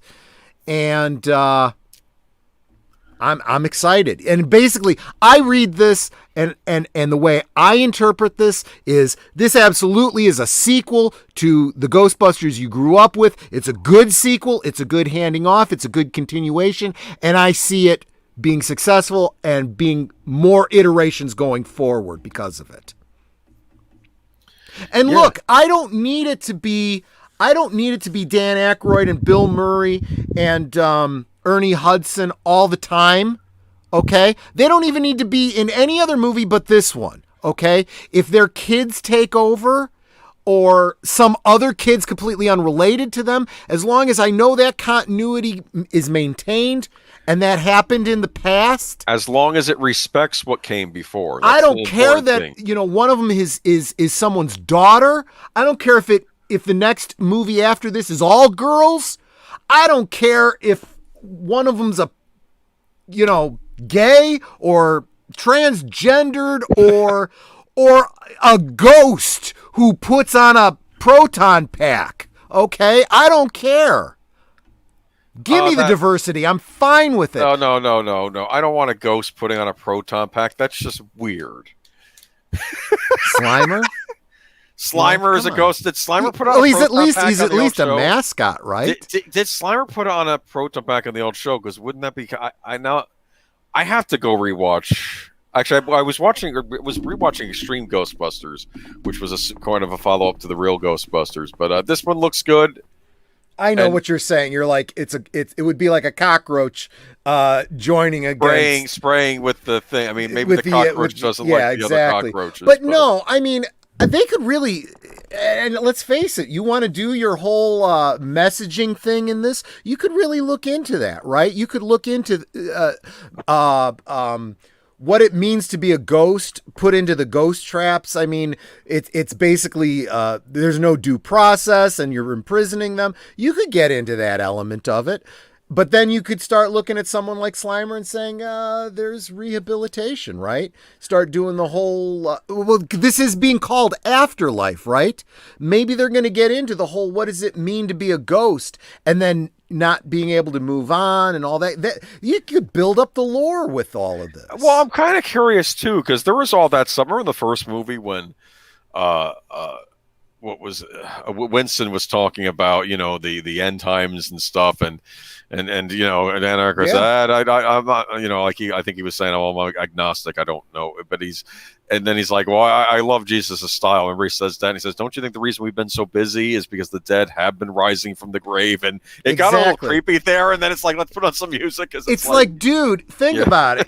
I mean, it's kind of like in Marvel when they're talking about gods. Look, you see it, okay? Don't tell me there aren't gods, right? Here, don't tell me there's no religion is BS, because we see that there is an afterlife. We're seeing the spirits of, in what was it? The two jailbirds that were executed come back as ghosts. These are not the Scolari brothers, yeah. Yeah, these are not just, and all the people from the Titanic and all this, these are not just evil entities, demons from another universe. These are the spirits of living people coming back.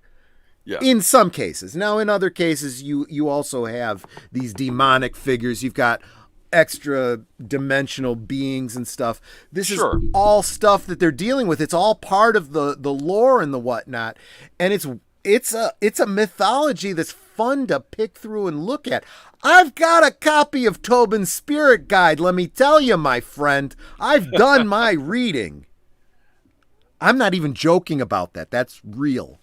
There was a real Tobin Spirit Guide? Well, yeah, obviously it's, it's a fake real it's a prop thing related to Ghostbusters. But what's interesting is that the cover of it has a mock-up, the Ghostbuster symbol, the ghost with the thing through it, but it's like a realistic looking ghost instead of a cartoon ghost. Oh, that's funny. With chains that make up the cross. It's really interesting, yeah. That sounds cool. But it's said to be an abridged version of Tobin's Spirit Guide, because Tobin's Spirit Guide is like supposed to be 2,000 pages long, and so.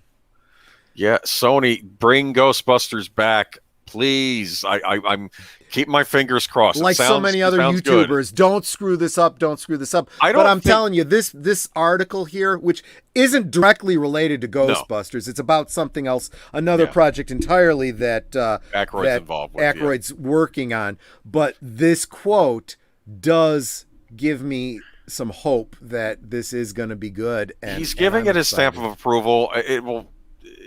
I'm keeping my fingers crossed. I think it's going to be good. And let me tell you something.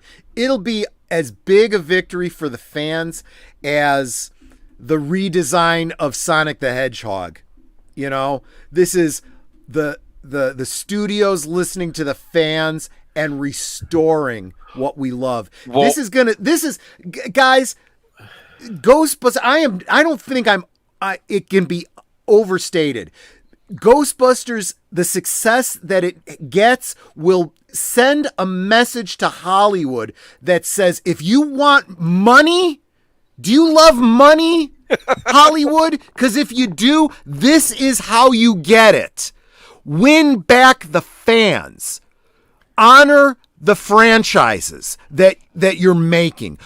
Quit screwing around with the bullshit and the messaging and the virtue signaling, and just make good movies that continue the franchise. Quit trying to subvert expectations and give the fans what they want, and you will make money. Build it and they will come. Well, I think Dan Aykroyd stepped in too. Okay. Yep. Because he was furious with last time. Yes, and I he think was. too it says something that it's the son of Ivan Reitman directing this movie, because I think he wants to honor his father's legacy, right? Guys, so, this is the culmination of everything. You know, when Doomcock talks about fighting to save pop culture, I mean, that's as good a phrase as any for what all of us in the fandom menace are doing. We are not anti anything except bullshit. We just want the restoration of good franchises that we love. And you can do that with, you know, diverse casts and stories about things that are important to you and current events and commentaries. There's nothing wrong with that, okay? Just don't shit all over the franchises while you're doing it. You know, kill the past and you kill the franchise. That's what it is, okay? Whereas, again, this we have to go and support this to get our message across. You know, as Max World Entertainment is always saying, you know, rather than bashing what you hate, support what you love. You got to support what you love too. Okay? We can speak out against the stuff that we don't like, but we've also got to put our money where our mouth is and say, when they do it right, we will support it so that they keep doing it. And I think that if Ghostbusters does really well, that's going to be a kick in the teeth to the 2016 and say, look, it wasn't that we didn't want Ghostbusters, it's that we didn't want your shit. That bad, this good. Okay? Sequel trilogy Star Wars, bad. Mandalorian, good. Okay? Are you getting it? Now Star Trek. Okay? Discovery, Picard, bad. Give us something good that we can support. Or just watch the Orville. I'm sorry. Orville, good. Yeah, that's a great point. Exactly. Anyways, I'm looking forward to Ghostbusters Afterlife. Also, Many Saints of Newark. Keep my fingers crossed. Maybe someone's getting the message. I guess there's also Dune. Fingers crossed on Doom, but I don't know yet. Yeah, but you know, with Dune can go either way. Yeah. Yeah, I mean, after the way they decided to release Black Widow, I don't have much hope anymore for Dune. Dune's gonna just go right to streaming service, and it's not gonna make them enough money, and we won't get a sequel, and that pisses me off. So stupid. All right, but that about wraps it up for this week. Do you have any other comments? Yeah, I'm just gonna drop that link one more time. Sure. Okay, for the fundraiser for What's she up to? Sophia Edwards. Okay, guys, like I said, in just the time that we've been on, you know, there's been over $1,000 in contributions, and I'll be honest with you, because when you go on the GoFundMe, you can see some of the names of the people that have contributed. I can see that, you know, some people from our community have contributed, so I'm not going to say their names, but I know who they are, you know, and there's an anonymous one for a big amount, and I'm like, okay, yeah, there's some people that with great hearts, and I know you guys have that kind of heart too. So let's go see if we can't get them, you know, the $190 to get them to their goal. You know, we can do it. and share it out. Share it with your friends and your family, and just say, hey, this is somebody in my community that we're trying to help out. Can you kick in a few bucks? It doesn't have to be a lot. If you and all your friends and everyone in our community just puts in a couple dollars, we'll hit that 10,000 goal without a problem. Okay? Cool. I personally would appreciate it if you would do that. I'm not monetized. You can't support me in any way. Well, I mean, I put up my tip jar, but I mean, I would prefer that you do this if you enjoy what we do here. Okay? All right. It's also on Netter's Facebook page if you know her on there, and I know you have it posted MeWe as well, right? Yep, and I put it up. If you follow me on MeWe, I posted it this morning, and I will be posting it in the groups that I do on MeWe too. All right. For those that haven't been, otherwise don't know. But yeah, please, I would appreciate it, guys. All right. Y'all have a good night. We'll be back next week. Hopefully we won't go over as much, but we were trying to recap because of the 4th.